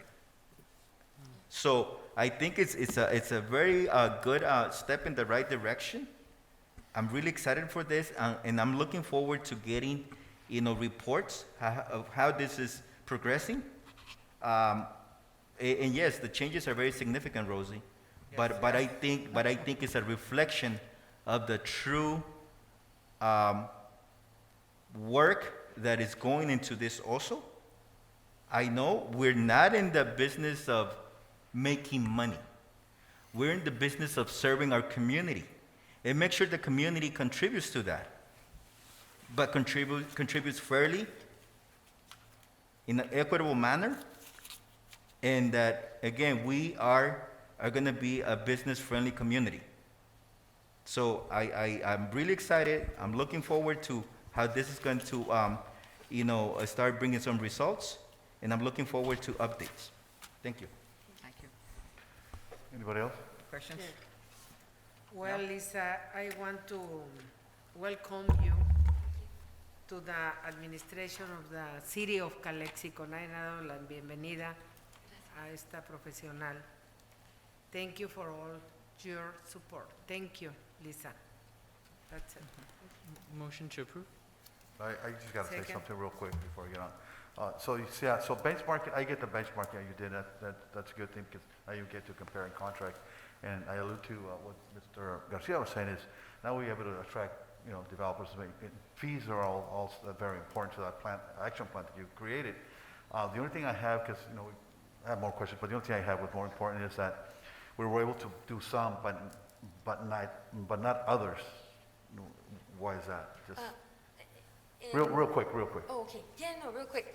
So, I wanted, the ones that were not changed, is not because they're not going to be assessed, but how they stood currently mirrored how other cities, they were not very far off from other cities.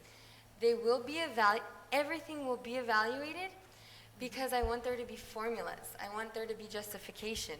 I want that any one of our council members, anyone from the public can easily go on and read our fee schedule and say, okay, I don't have to wait a day, 24 hours, so they get back to me to tell me for my 800 square foot new addition, I'm gonna pay so much. They'll be able to go on there and say, okay, all right, this is how they calculate it, and okay, I'm gonna pay $500. So that's the level of where I'm trying to get that department at.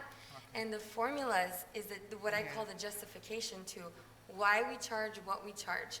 And all that comes based off of what the city pays to have staff work. So what is one fully burdened hour? Then, okay, who touches the application? Who looks at it? Who has anything to do with it? Yeah. So that is part of the process. Then there was the cost allocation plan, which says, okay, our overhead. That's why there's two different plans, because one assesses a fixed and variable array of items, as in like overhead, the building, planning commission costs, what it takes to have the planning commissioner sit down. And that's also one thing that went into these fees. I'll tell you, when we have a planning commission meeting, we pay them, each commissioner $100 every meeting. So that's part of the fee, because we're just cost recovery, not for profit, right? So when I'm doing these, it is very detailed, and I want to make sure that when we bring any updates or items before you, you will have all the formulas. You will see what went into it and why. And then it allows you the ability to give direction and say, you know what, maybe we should add an hour of attorney time, because we never know if we're going to need the attorney. So that kind of thing is what goes into these details. And that's how I formulate these items.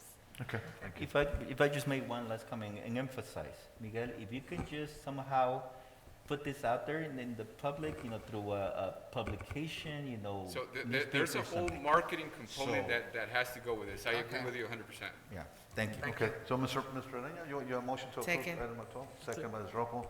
All those in favor? Aye. Motion carried 5-0, thank you. Moving on to item 13, authorize city manager to sign agreement of professional services with Dynamic Consulting Engineers. Yes, Mayor, this in particular is for the work that's being done as part of the New River Improvement Project, the Calexico Reach projects that we've identified. One of the things that this council has requested for me and my staff is that, aside from actually having the contractor that does the work, have a third party that manages the project construction, so they can come back here and show us periodically the updates that they're doing. This is pretty much just a reflection of what you guys have requested. We've gone through a procurement process led by my Public Works Manager, Ms. Falomir. We've made a decision, and we have it before you. New Park. Okay, anybody? No? No, So no moved. further discussion? So moved by Romo, anybody second? Second. Second by Aurora Fernandez, all those in favor? Aye. Motion carried 5-0, thank you. Moving up to item 14, approved and authorized city manager to sign the enclosed third amendment to the professional services agreement with the Ameri National Community Services. Yes, this item, I brought it before you last year, and this year, the difference is that I'm requesting a 2-year extension. What this item does is that we continue to have a third party doing the audit of our housing loan portfolio, first-time home buyers, home rehab. That takes away a lot of the pressure off my staff that right now are busy addressing other duties, and I don't need them to multitask more than what they do already. This already has been vetted also by the legal team of the firm. It's been looked at also by our legal counsel.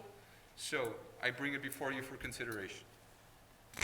Okay, anybody? Make a motion to move. Motion made by Manuela Fernandez, anybody second that? Second? Second by Ms. Ureña, all those in favor? Aye. Aye. Motion carried 5-0, thank you. Moving up to item 15, authorize city manager to sign a contract agreement. Good. Yes, sir. I want to thank Ms. Candace Wong for her patience. She's with us today in the audience, and I would like to ask her if she can please come up so she can share a little more detail. And I do want to point this out. I want this to be a follow-up item to the presentation that she gave, in which she clearly detailed the need for why the project got extended from its original timeline, some of the things out of our control that were encountered that made the project be moved some months.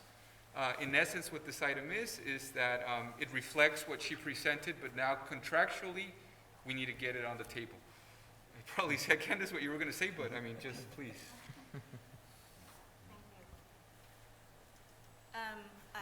I guess really briefly, the project, the fire station project, had a 365-day construction schedule, which due to, on my last presentation, unforeseen conditions on the site where we found hazardous materials, fuel that was spilled on the site and covered up and just left there.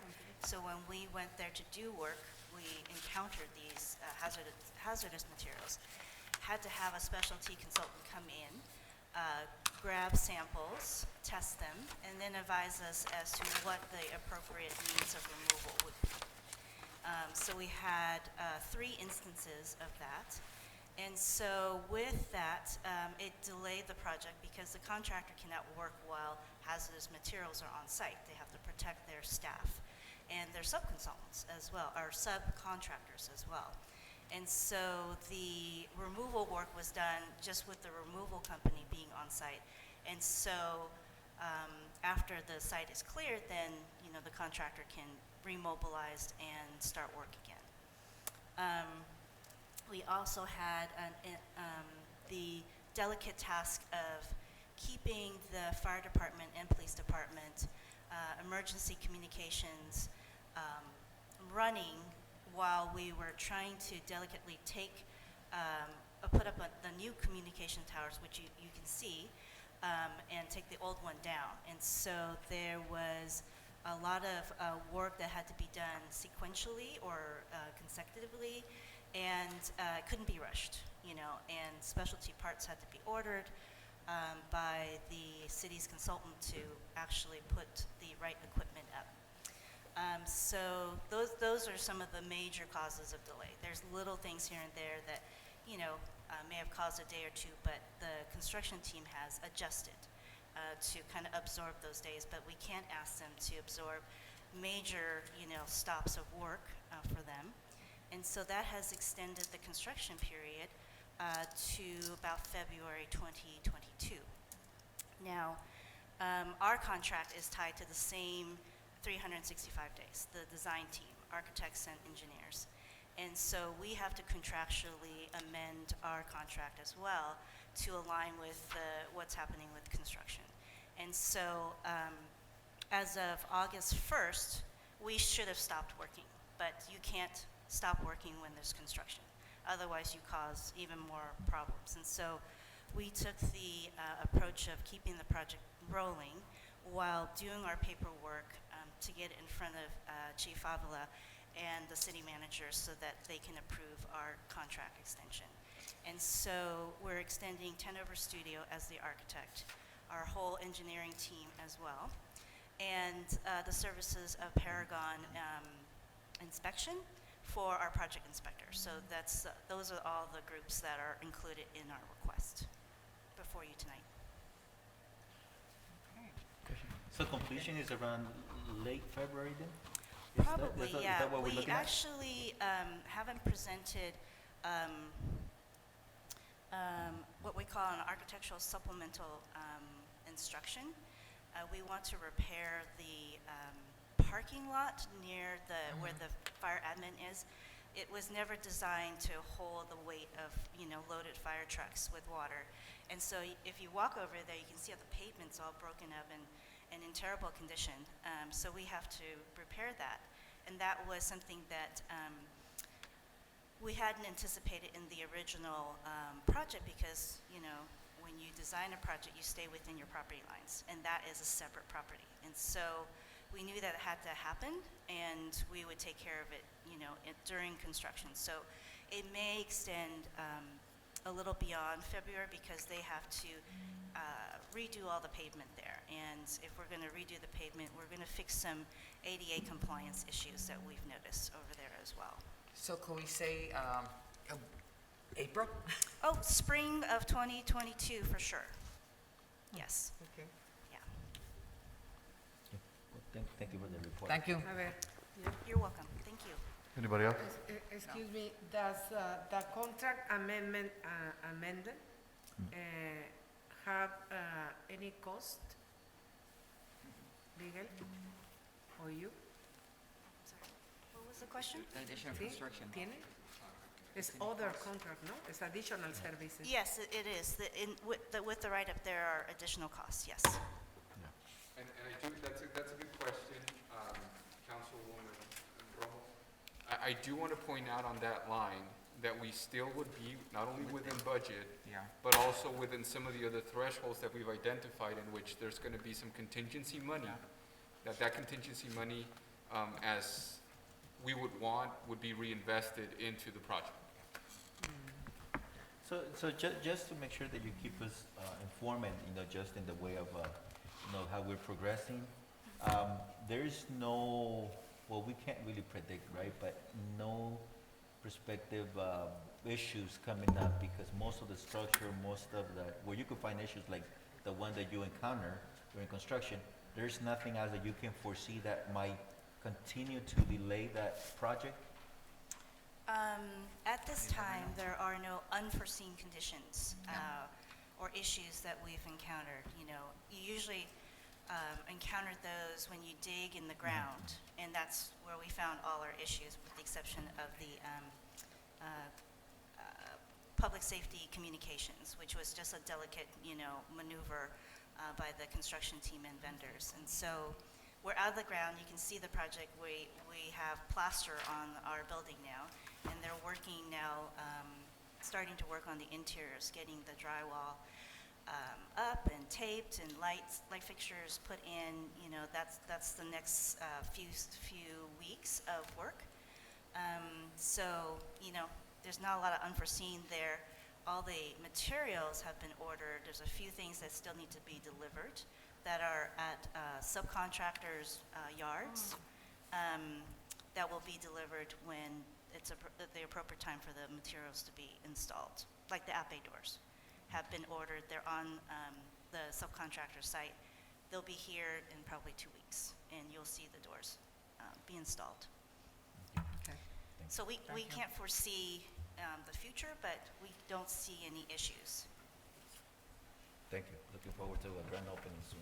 Yep. Yeah, me too. Yes. Anybody else? Yes, Mr. Araña? I just wanted to make a motion. Okay. I wanted to make a motion to approve 15, but if we could also table 16 for the next meeting. I think that's going to be a lengthy discussion that we shouldn't rush, and we probably should wait until the next meeting.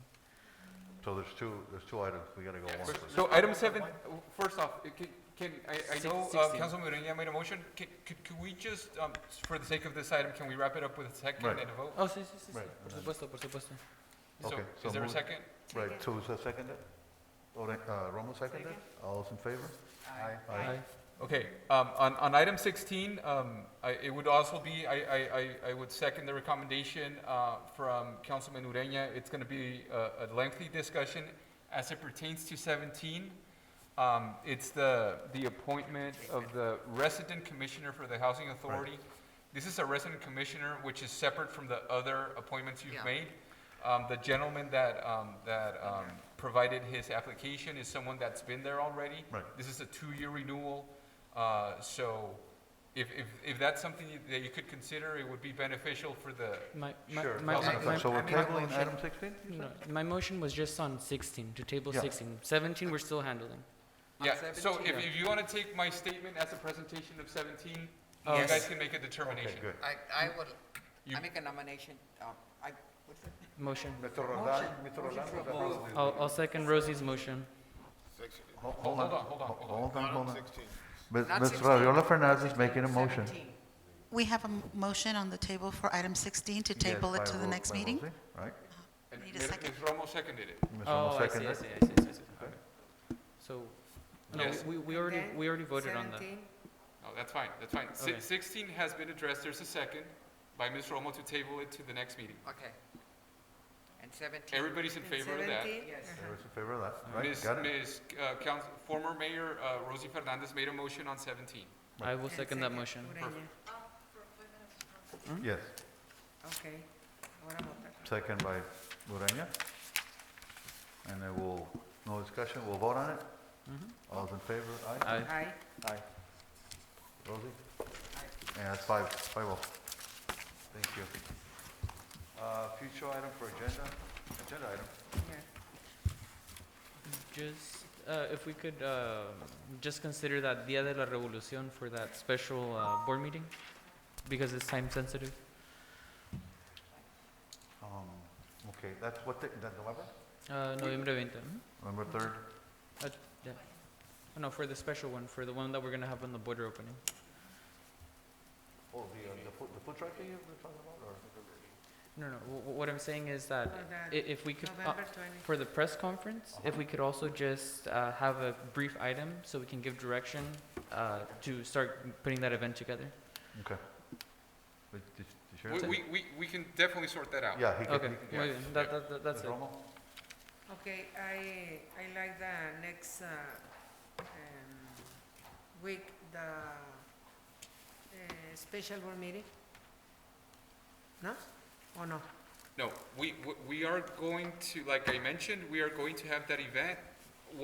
The only reason why I cannot set a date right now is because there's going to be multiple parties involved, and I need to make sure that we can get okay. everybody here. Okay. Okay, But I'll make sure to get that out of the way as soon as possible. Muchas gracias. thank you. Okay, Mr. Garcia?